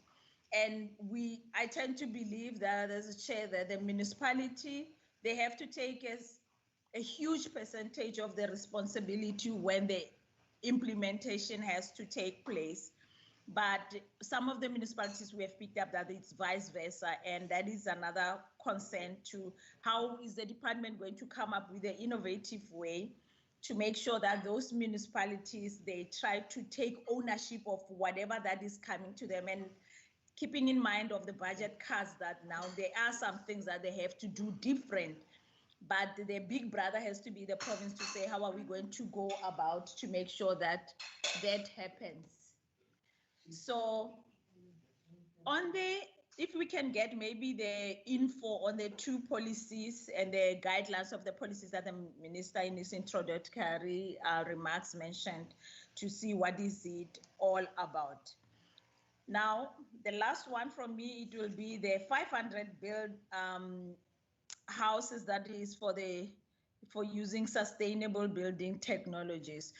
Is that a temporary housing, or is going to be the permanent? And if that's the permanent, the lifespan for that, and what is different about that when you compare to the traditional building to this new building technologies that is there? If we would do the buy-in from the standing committee, if we have to have the buy-in to that, and what will be that you say to us to have a buy-in from us, because that's another thing that we get from the communities out there, that it's a little bit difficult when the project has to be implemented and the buy-in from the communities, there's no buy-in, or it wasn't sold enough for the communities to attend to that. I think that will be all from me. Over to you, HOD. I don't see any hand from the members for now. Thank you, Chairperson. We'll start with the member Marane's question around the appointment of implementing agents. I'll ask the CFO to respond to that. Further questions relating to Transx will be responded to by Ms. Maisela, and then the budget for the Office of the MEC, also the CFO.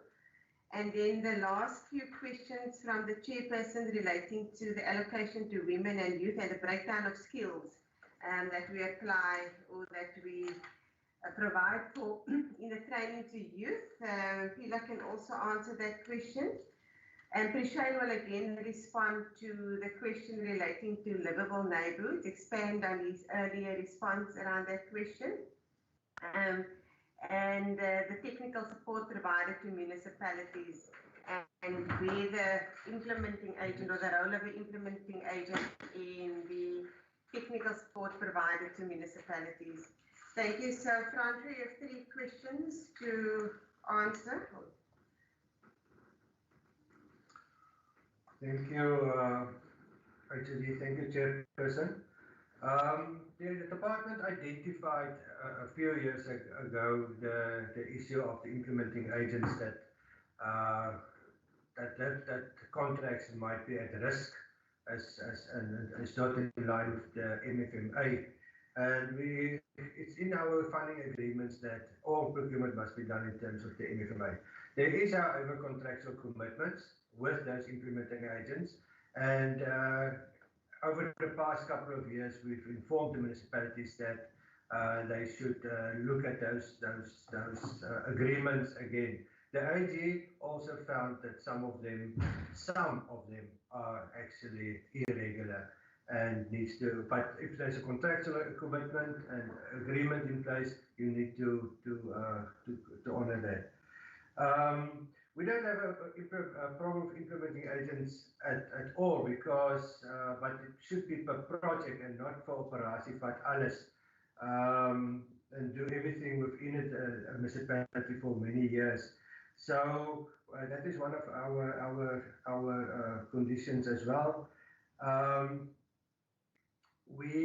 Some of the municipalities already has stop using the implementing agents on the current agreements, and yeah, so that is in there, but no, none of them is for 30 years. It's a bit long. I know it's of 12 and 10 years. And on page 355, we actually write there that we are not happy with that, and that it also does not contribute to local empowerment and our empowerment initiatives of chasing the 50%. The 50% is what we currently have as a target, and it does include the women and youth.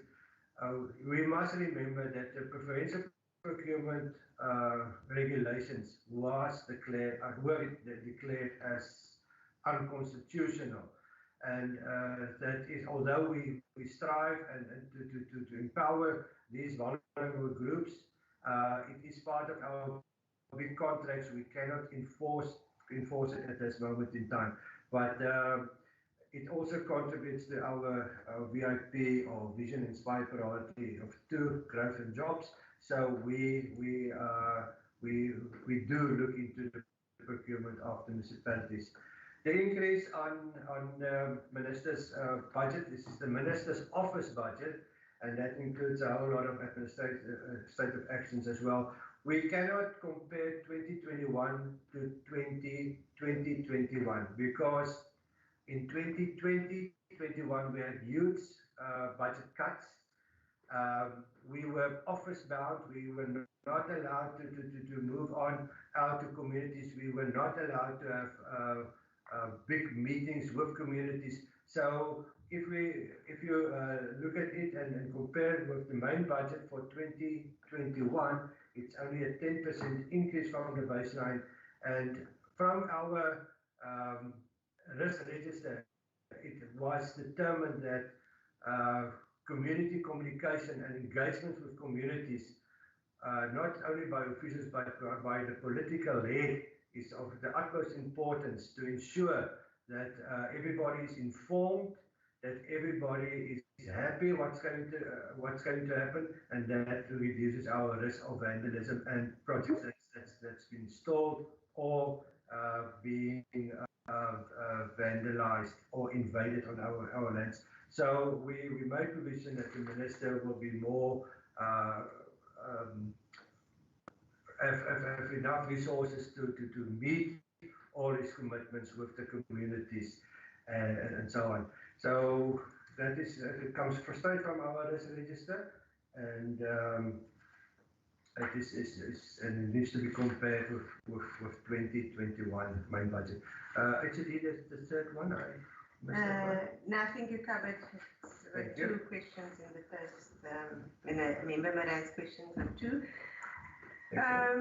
Pilar was disconnected. I see she's back. Pilar, can you respond to the question relating to TransHex again?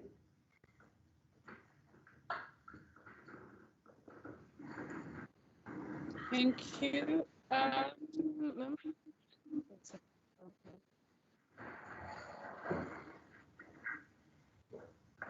You can please mute. Yeah. Thank you. Yes, Member Moran, the delay is indeed regrettable. What we've done is that as soon as we issued a top notice to the contractor, we started running our own internal processes in parallel, so that when we finalize and confirm the process of releasing the contractor from his obligation to complete the works, we will then immediately be able to bring the new contractor on board by following our emergency procurement processes. So there will be a delay in terms of the actual handover because we were hoping that we would hand over the 190 houses by end of this month, and unfortunately we will not be able to do that. But at least we have identified the contractors, and what we've also done now, the strategy is not to only focus on one contractor, but to bring more than one, so that we also manage and mitigate our risks going forward. So the issue of the appointment of the contractor, it's not going to take us long to resolve. As I've indicated, we've already started with that process internally. If I may then, through you, Chairperson, also just respond to your question on the training that's provided. How is it identified? We basically look at the skills that are required for the delivery of the of the either a service site or a house. And in the past, we've provided training around plumbing, carpentry, painting, electrical, plastering, bricklaying, and we will continue to provide training in those trades, even in this new financial year. Your question on whether we've got any partnership with the universities, we are working together with the TVET colleges in terms of providing in-class training, but not necessarily universities at this stage. And that is also facilitated through our partnership and agreement with the NHBRC. I think the issue of the 50% designated for HSDG in the designated groups, I think it was addressed. I do want to again just reiterate to the members that the issue of allocating the 30% to women and youth contractors remains a challenge for the department. We've tried in the past to actually award and bring them on board, but we failed in terms of reaching the targets that were set then. Hence, you will see that we've revised that to 10% and 4% respectively. But that does not mean that in future years we will not look at increasing that, and we've certainly identified measures to try and again encourage those persons within those designated groups to actually participate within the sector, and we can report on the progress that's made in the new financial year in terms of the interventions that we've planned. Thanks, Chairperson.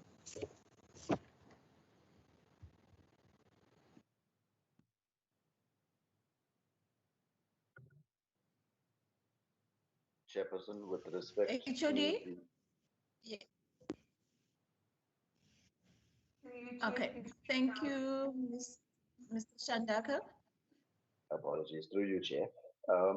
With respect to the question on engaging DEDP, we have a very, very close relationship with DEDP. Firstly, they actually do comment on our funding applications which come through from the municipalities. And when we prepare our planning assessments of those applications, ZP is given an opportunity to formally comment on each of the project applications to ensure that all the LUPA and the NEMA and the environmental aspects are catered for. And that's in the first instance. Secondly, they sit with us on a number of transversal fora. One of those fora is the Spatial Development and Infrastructure Support Forum. There's a VIP2 forum, especially focusing on the safety aspects. And there's also a safety community of practice where all the infrastructure departments are involved in it to guide the development planning going forward. Then DEDP also contributes to where there are strategic projects which need elements to be fast-tracked within the environmental process. So they provide advice on exactly which facets within the EIA could be fast-tracked, and Minister Simmons has also gotten commitment from Minister Bradal for his department to assist in that aspect. So their colleagues have been very involved.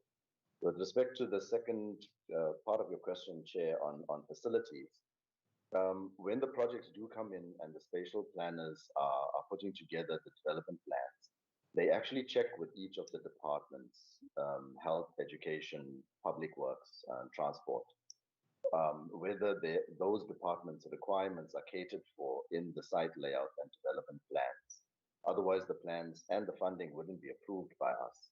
I think the problem comes in when, for example, the Department of Health has to budget for a facility in that area, and it may be budgeted for in a later year, like 2023 or 2024, and when they approach the Treasury for funding to fast-track the facility, that they encounter hurdles in that aspect. So it may be an area in which the Standing Committee could also assist us, because the Treasury's user asset management plans and custodian asset management plans are quite regulated and set on the 20-year planning format. And then the technical support indicator, Pilar spoke about the implementation side. On the planning side, the targeted interventions that we've done, for example, if the municipalities, we feel that in order for them to get their project application documents in the most perfect form so that there's no back and forth, sometimes our planners will actually assist them in the preparation of the application documents and the assessment of the SDFs and the IDPs. In the past, we've run, for example, a 5-day training program to the municipal officials that explained everything in human settlement development from beginning to end, project packaging, policy, implementation, beneficiary admin, urban design elements. And this was done in conjunction with the Africa Center for Cities and UCT. Thank you, Chairperson.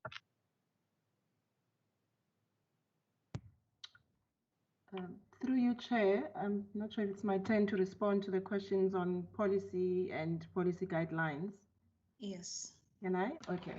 So the 4 that we've sort of thinking we will be working on in this new financial year is the selection guidelines that need to be redrafted for the province in order to cater for the new priority categories of beneficiaries mentioned from the letter from the National Department. The last set of guidelines we developed as a province was in 2012, and a lot has happened. Now we have to prioritize 60-year-olds and above, and we need to be able to give indication to municipalities in terms of what they should be doing or what they could do for beneficiaries who are below that age of 60 and who've been on the waiting list the longest. So there's other priorities that we need to address. So that's one. The second one is on the what we call the Western Cape Department of Human Settlements Housing Delivery Model, also in line with the communications now from national about the shrinking budget and also needing to reprioritize. We need to be able to answer or give a sense of how, if we're going to up affordable housing opportunities, how we're going to do that, and speak to issues around service sites and how they're going to be rolled out.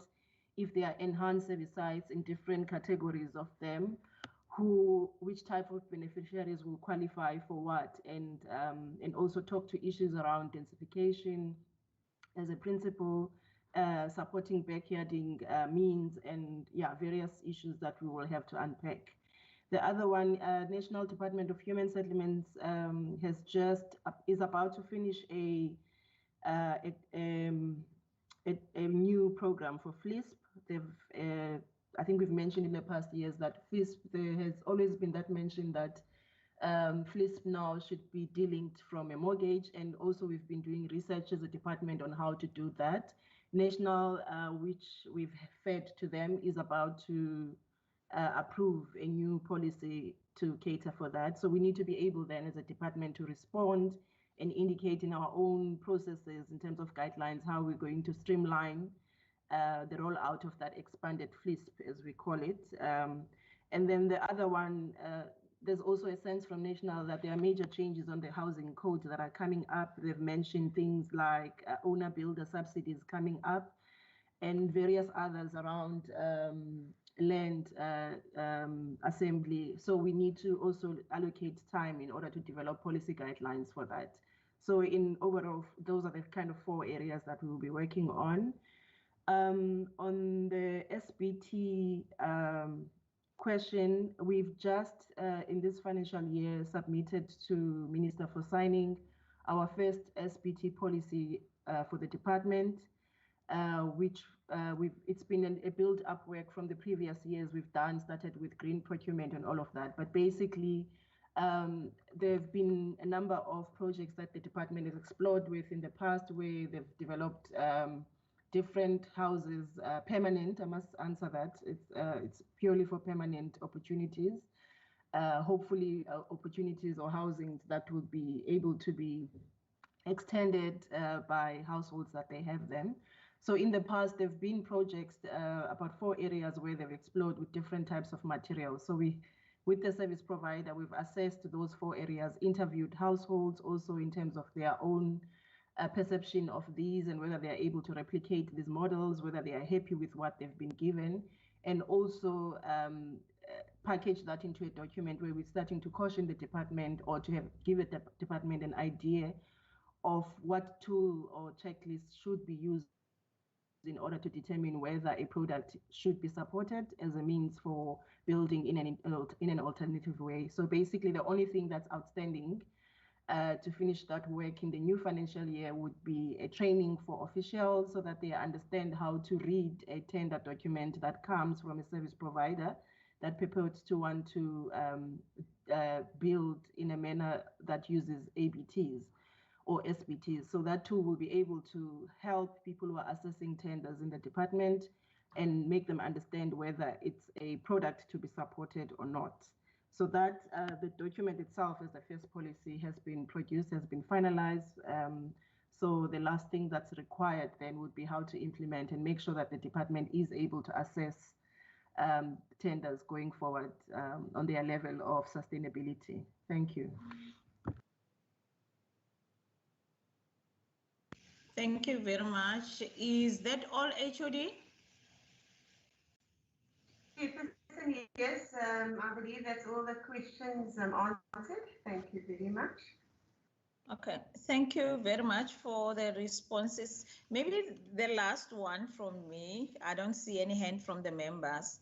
If we can hear about the Garden Road District Municipality Agreement, how is it, because it's a new thing that the department have introduced, how is it going to work? Is it going to be rolled out to another district municipalities, the same system, or is still in the tested phase by just doing it with one district municipality? That's all from me, Minister or HOD. The details to the agreement of the Garden Road District Municipality for implementation of their housing projects. Thank you, Madam Chair. I'll cover the first part and I'll ask my HOD to cover the administrative part of the Memorandum of Agreement, which we entered into with the Garden Road District during December, and it seeks to that we collaborate with the Garden Road District Municipality in selected human settlements initiatives across the Garden Road, which ultimately constitutes or consists of 7 municipalities. Now, the MOA expires on the 31st of March 2023, Madam Chair. And ultimately, what this agreement with the Garden Route seeks to accomplish is to ensure that, firstly, we are in line with the Cabinet's approved joint district and metro approach in the Western Cape, where we actually want various spheres of government and stakeholders to work together to accelerate and enhance service delivery within the respective areas, in this case the Garden Route and various areas within the 7 municipalities that constitute the Garden Route District municipality. Obviously, Madam Chair, as you have alluded to, this is the first of its kind for our province, because normally district municipalities do not have any housing mandate. In our case, and you will pick up in the 2021-2022 budget, we have budgeted 5 million rand because we have already provided 2 resources to the Garden Route District municipality, which are two very competent officials from our department, to assist them as they now, over the next 3 years of this agreement, seek to build up their capacity, but also so they can execute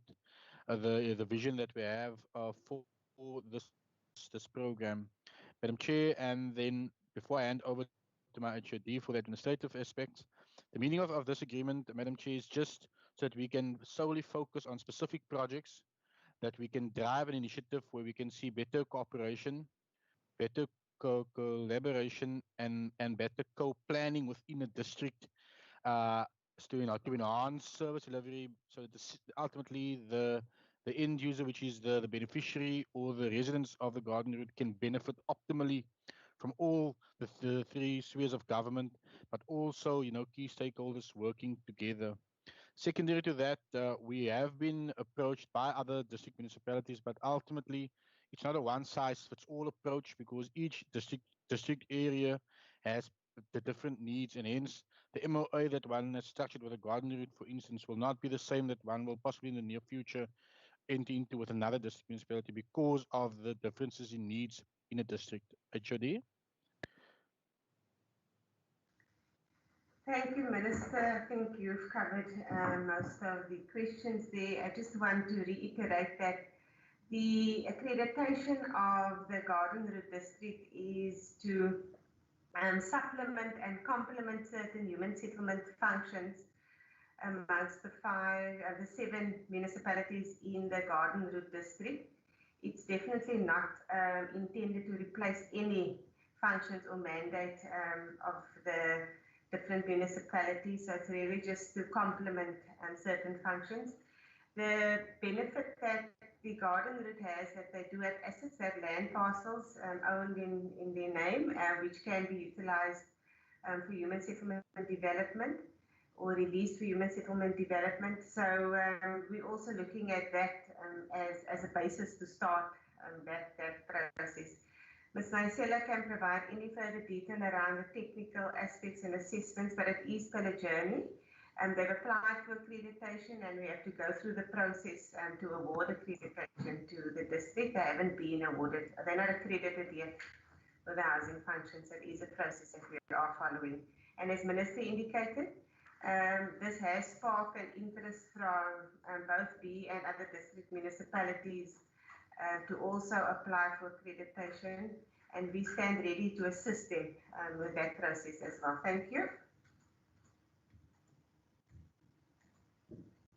Thank you very much, HOD. I don't see any hands raised from the members. Members, is there any clarity or question or comment that you would want to do now, or forever hold your peace? Going once, twice, there's nothing. Okay, so there's no any comment. I think before we finish with this engagement, I just want to say this, that in human settlements all the time, I say that we are a family. And we've got one family member that is birthdaying today. Prishane, is your birthday today. So happy birthday from me and the standing committee. And living in the abnormal circumstances that we are facing, we can just wish you safety out there. and the health and everything that you wished for from today and onwards. And may it be just the best of all your life. So happy birthday to you. Thank you very much, Chairperson. Appreciate it. No, you are welcome, and go and make us proud out there as your birthday, and you are with us celebrating with you today. So we salute you, Baba. Members, thank you very much. Minister, is there a wrap up from you that you want to say to us before we do our resolutions and before we release you with the department? HOD, my favorite CFO, is there anything that you would want to say to us? Madam Chair, from my side, I do want to thank you and the committee members for, I think, a very vigorous and very interactive engagement. At times, it becomes very interesting, but ultimately that is part of your oversight role, which I respect. But also that as a ministry, and I think together with officials from the department under the leadership of my HOD, we do aspire to honestly and transparently answer all your questions factually, because at the end of the day, we are held accountable, and we do not shy away from that. But also the journey which we will be embarking on as a department and as a ministry for the next 3 years, and you will pick that up through this budget vote already, will be an indication to you that it's not business as usual.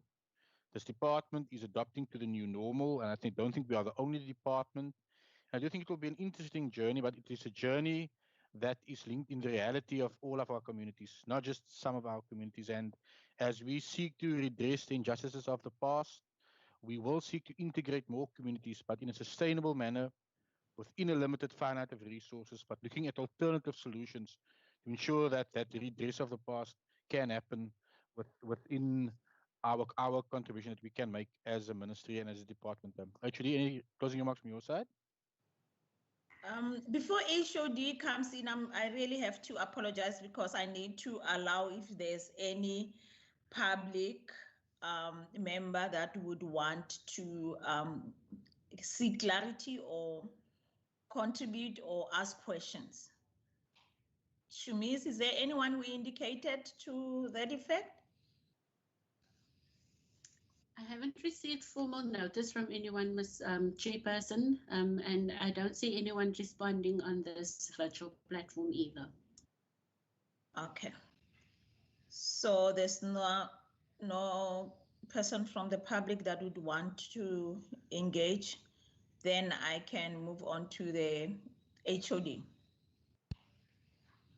Chairperson, thank you. Protocol dictates that I don't speak after my minister, so we accept that as the concluding remarks to our session today. Thank you. Okay. Thank you very much.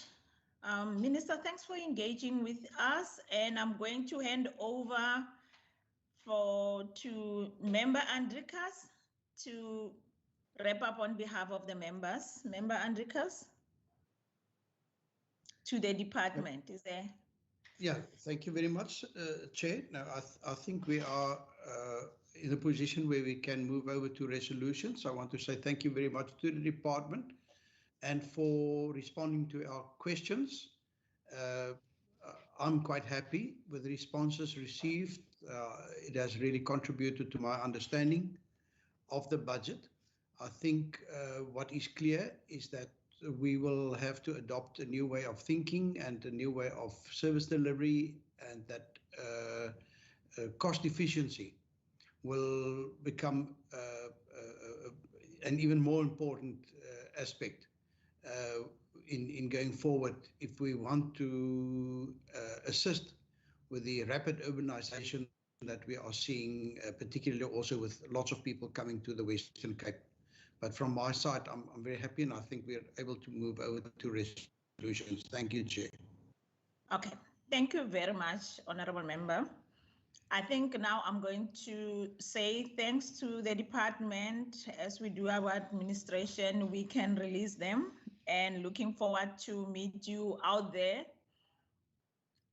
as we do our oversight, and we can always say the new norm to you has been a challenge, but you have come out in really reacting to the demand of the communities, which is not an easy job of being in human settlements and trying to mitigate the budget cuts and the community dynamics and everything. But you have really shown that you can be reactive to the community's demands and also balance with what is needed to be done. So thank you very much, Minister, and all officials that are contributing to make sure our communities are safe and they've got the security within their household. So you can leave us to do our administration. Have a wonderful day further. Thank you very much, Madam Chair. Okay, members, we started with the first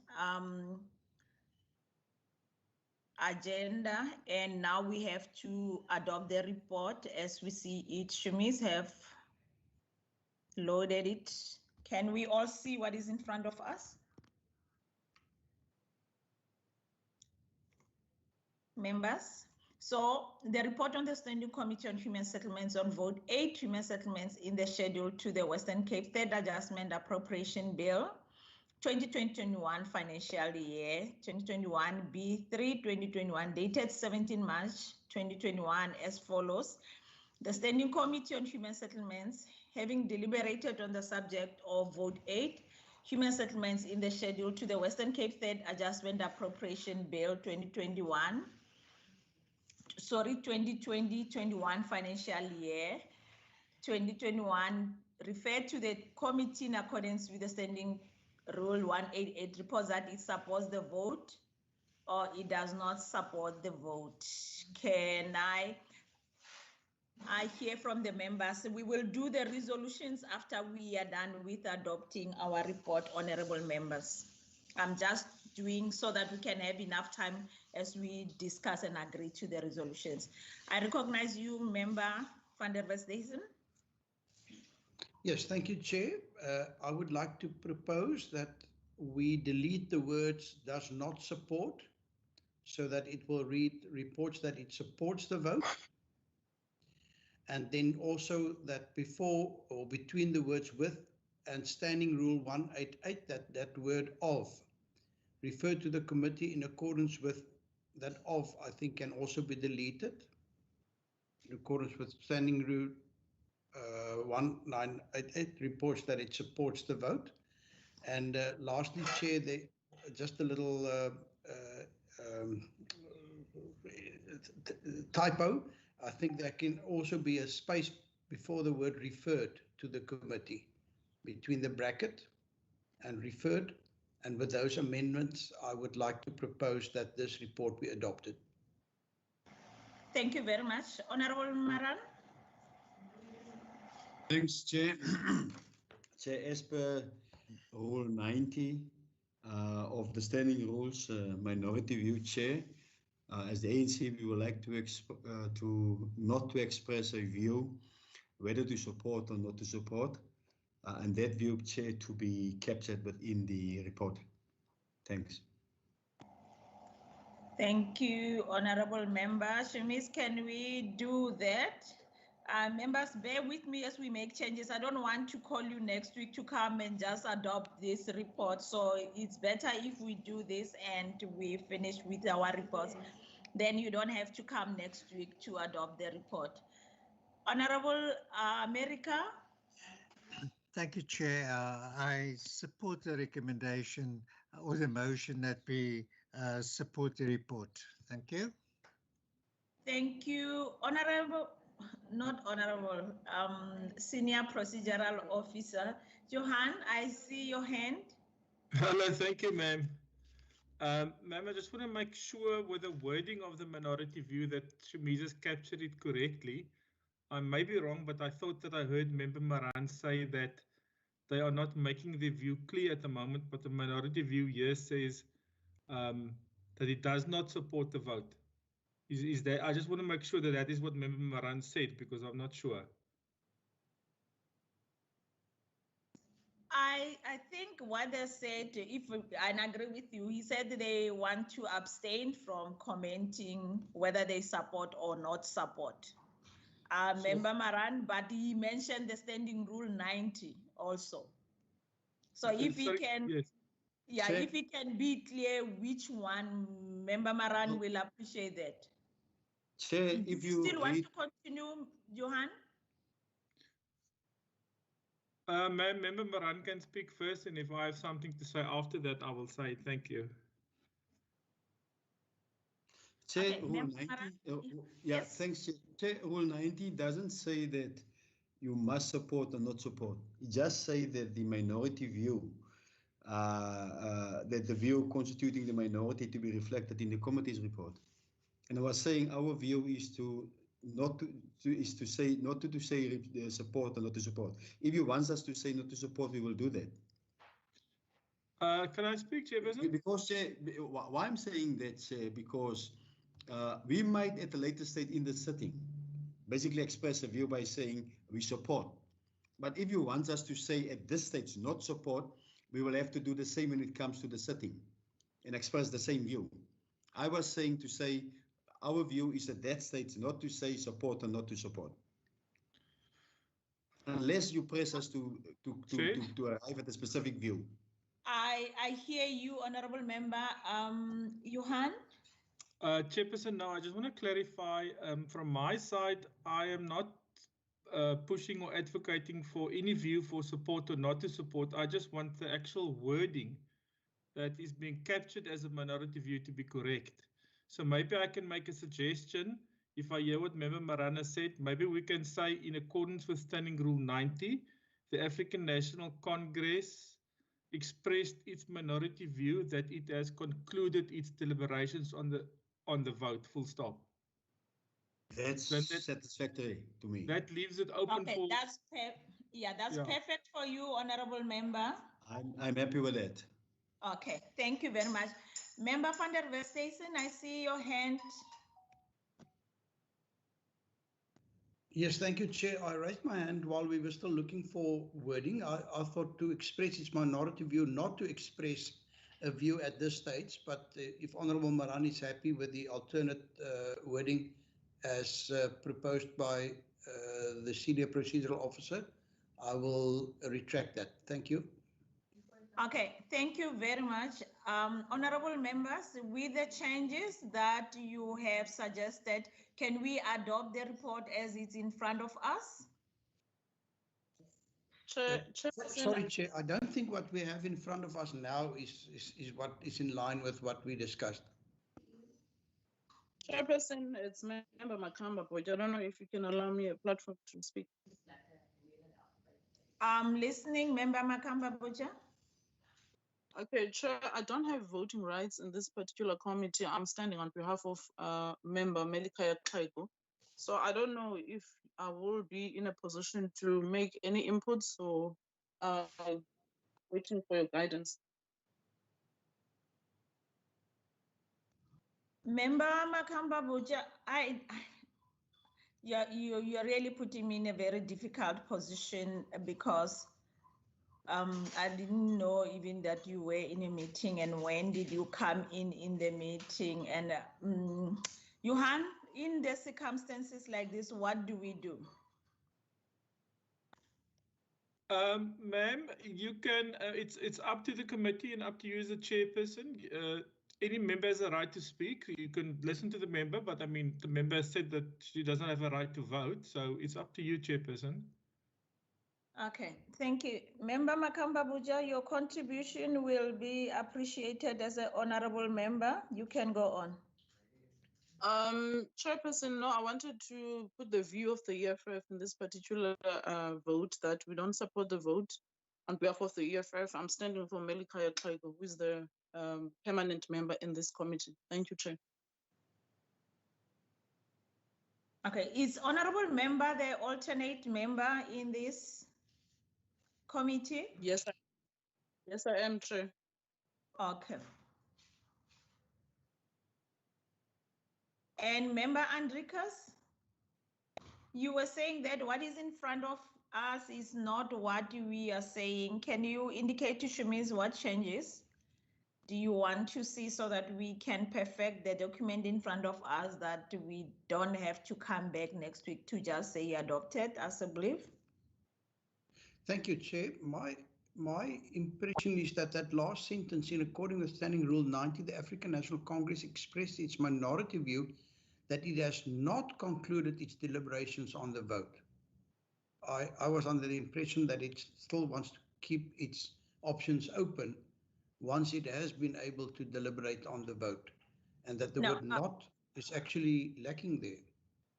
Now, it's what member have said. It's concluded. It's not. It's there. I think member Maran said it the way he wants it to be, and we cannot correct what he says has to be. Shumis captured what he was saying. It has to be as he was listening to Mr. Vermeulen. That yes, he did. They view that it has concluded its deliberation. They asked the question that they wanted to ask, and that's it. But to say whether they support or not, they are not going to do that. They'll do that in their chambers. I hope it makes sense to you. What is he saying, honorable member? Look, Chair. Yebo, member Maran. Chair, my understanding is that the deliberations is taking place now in this standing committee meeting. In the House is just to express whether you will support or not support. Yes, so that particular chair is excluded. And at that stage, we will then say yes or no, Chair. But for now, we have concluded. Yeah, that's what I captured from you. That is what I'm saying to Member van der Westhuizen. The issue of not, it's not in there because what you wanted to say is that you concluded the deliberation. That's all. But whether you support or not, it will be, you will say that when we debate in the House about the budget. Yes. Okay. So that's how it is. Member van der Westhuizen. Chair, my hand has been up for a while and you're not. Sorry, honorable member. Sorry, honorable member America. You are going to go first now, then member van der Westhuizen. Over to you, member America. Thank you, Chair. I fully understand what the Honorable Maran is saying is that they need to take a decision at the caucus and then they will express the opinion. But my comment is related to that of the remarks made by Honorable Makamba Boita. Unfortunately, we cannot insert a similar or accommodatory request that they do not support in terms of Rule 90, the report at this stage, because the record will reflect that Honorable Makamba Boita joined the meeting after the deliberations had been concluded, and if they do not support the vote, then certainly it can be expressed in the House. So I don't think that the report need to be adapted to accommodate that remark. Thank you, Chair. Okay, thank you very much, honorable member. I think I was going to respond to member Makamba Boja because also member Kleku is not the permanent member in the committee, so they can give their view in the standing committee. I recognize member Heron. Thanks, Chair. I was going to ask for clarity about whether member Kleku was a member of the committee because I don't remember him being a member of the committee, but just to express that we will support the report and the votes. Thank you. Thank you very much, honorable member. Members, can I present our report for the Western Cape State Adjustment Appropriation Bill 2020-21 financial year 2020 B3 2021 dated 17 March 2021 as follows. The Standing Committee. Hello? Johan, you are not on mute. The Standing Committee on Human Settlements, having deliberated on the subject of vote 8 human settlements in the schedule to the Western Cape State Adjustment Appropriation Bill 2020-21 financial year 2021 B3 2021 referred to the committee in accordance with the Standing Rule 188 reports that it supports the vote. In accordance with the Standing Rule 90, the African National Congress expressed its minority view that it has concluded its deliberation on the vote. Can I get the mover and the shaker for this report? Member Heron, your hand. Yes, I support it. Member America. I second that, Chair. Thank you. Thank you very much, honorable members. Shumis, can we go to another one?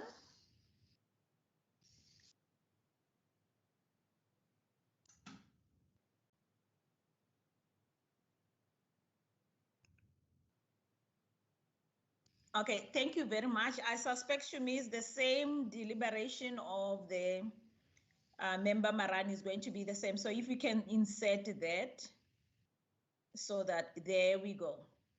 Honorable members, okay, Honorable America. Chair, this is a separate report and it relates to the third adjustment bill, if I'm correct, or is it the same?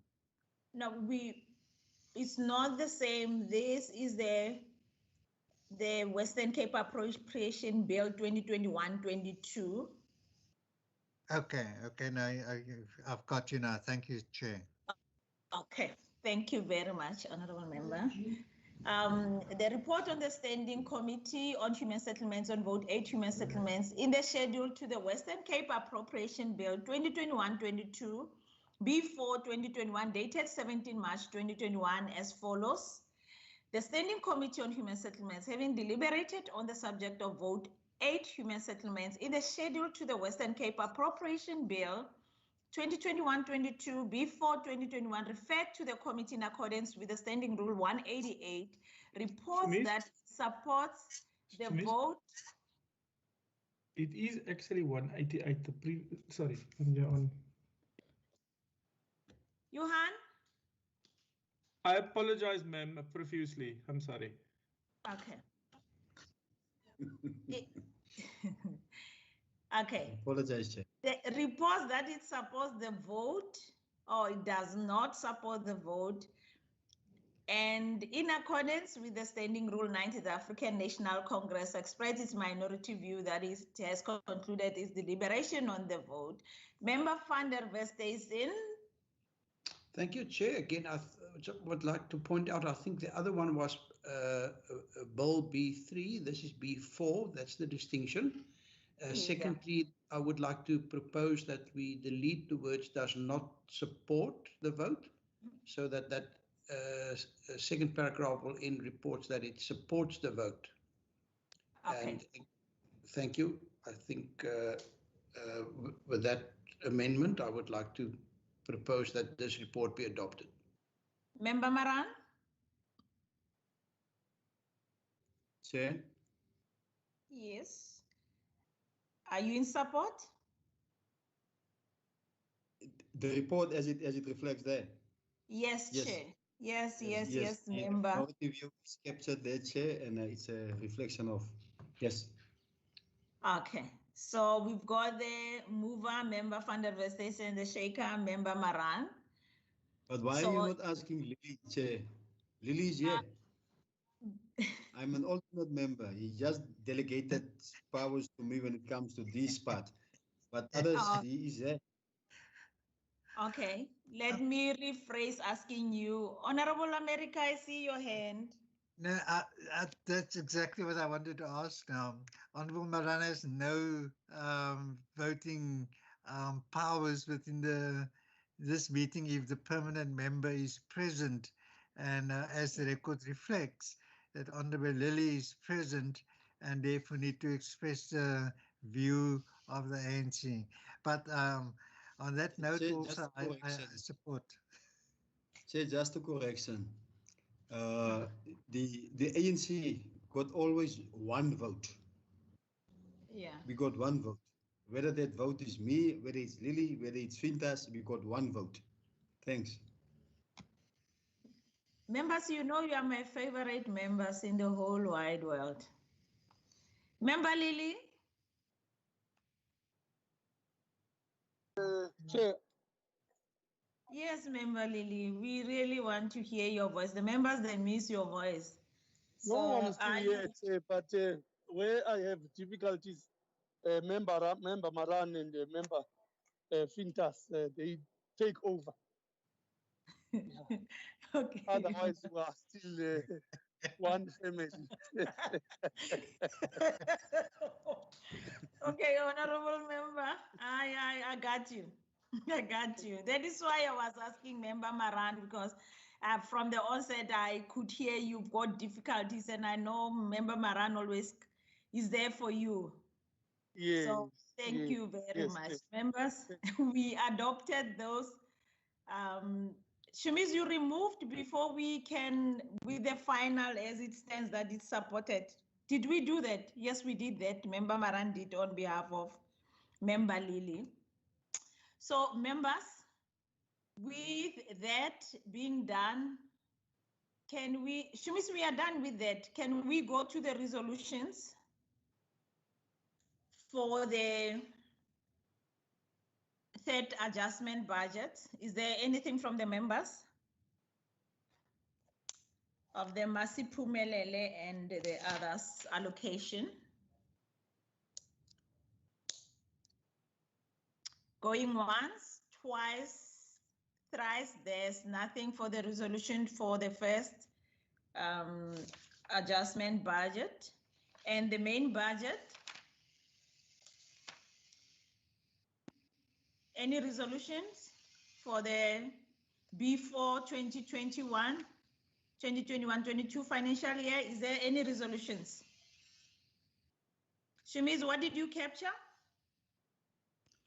Chairperson, I captured that you request to receive the 2 policies that the MSC spoke about in his introductory remarks. Okay, can we add also on the Garden Road District Municipality, the agreement, what does it entail? Because Minister indicated that they're not taking the responsibility from the B municipalities, is so that we can know what does it mean, that agreement, what does it entail? I've got it. Okay, thank you very much. Is there anything else that we still have to do? We still need to adopt the minutes of the 4th of February. I will flag it. I will appreciate that.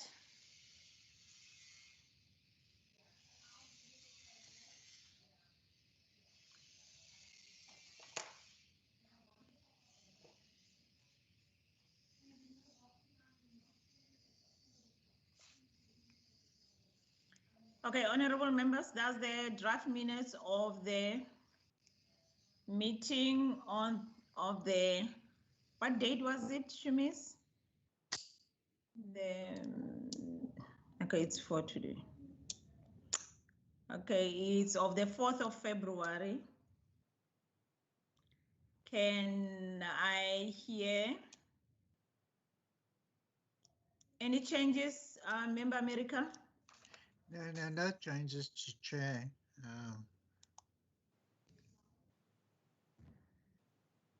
Okay, you are the mover. Sorry, Chair. Okay, Member van der Westhuizen. Sorry, Chair. I see there's a new member van der Merwe in this standing committee, and I wonder if it should not be van der Westhuizen. Oh, thank you very much, member, for being in the meeting, because that is why I was asking any changes from member. So member America didn't get why I was asking from him any changes. Our apologies, member van der Westhuizen. I think Shamis did a mistake there, and he will take apology from all of us. Sounds very familiar, Chair, van der Merwe, van der Westhuizen. Don't push it on our whole member. It's no joke. Yeah, I know that. Not a van der Merwe joke. Yeah, members, I really appreciate you. Can we adopt the minutes, honorable members? Shamis, can you flag another pages so that the members can have a look?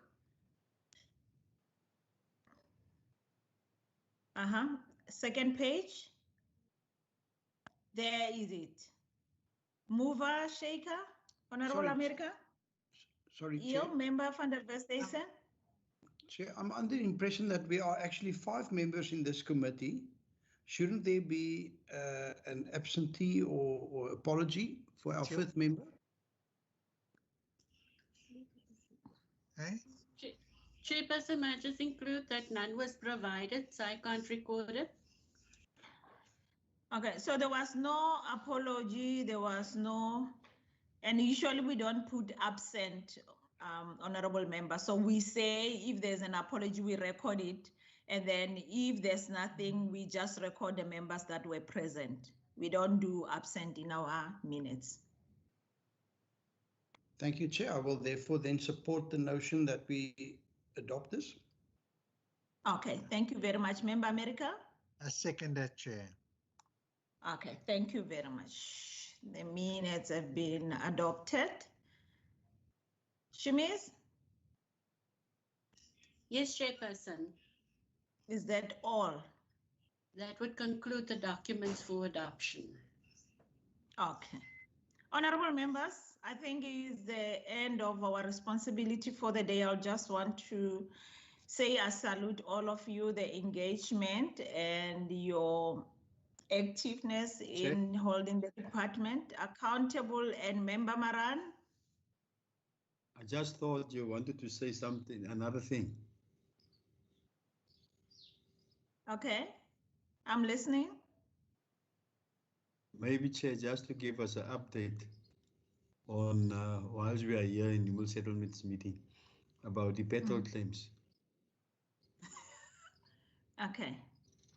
I just thought Honorable it slipped member. the tongue. Chairperson, may I address that particular issue? Yes. Okay, through you, Chairperson.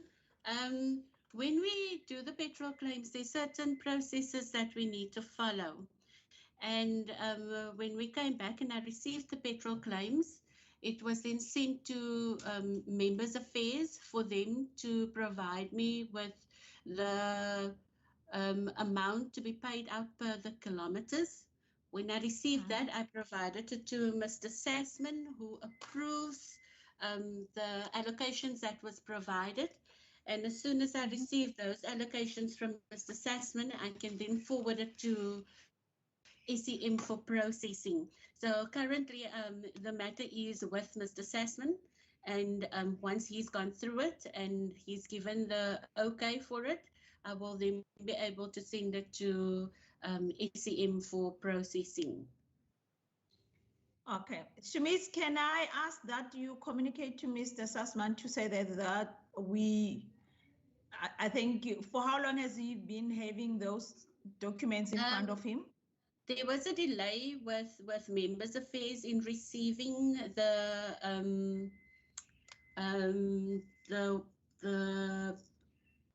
allocations from them, which I followed up with them, and then they eventually provided it. It's now with Mr. Sassman for 2 days, but I've given him individual member stuff so that there's no confusion. So he's in the process of processing that. I will follow up with him today. Okay, we will appreciate that. Member Maran, are you covered? Thanks very much, Chair. Covered. Okay, thank you very much. With that said, honorable members, I really appreciate you and put Member Heron's dad in prayers. He's in hospital, and we appreciate him to be with us today, even under the difficult circumstances of his dad being sick. And we hope that he recovers soon. With that being said, enjoy your day further, honorable members, and be safe out there. The meeting is adjourned. Shimiz, thank you. Johan, thank you very much. Thank you, everyone. Chairperson. Thanks, everyone. Yes. In terms of the reports that I need signed, how are we going to go about doing that? Offline me, you will create a miracle. Fantastic. I'll speak to you soon. Okay, sure. Have a good day further. Goodbye. Okay. Member Lily, it was good to see you. Okay, bye-bye, Johan. Bye-bye, Nomfundo. We still have our national anthem. Yeah. Bye. Bye-bye, Nomfundo. Bye-bye, everyone. Have a nice day. Bye, member Mara.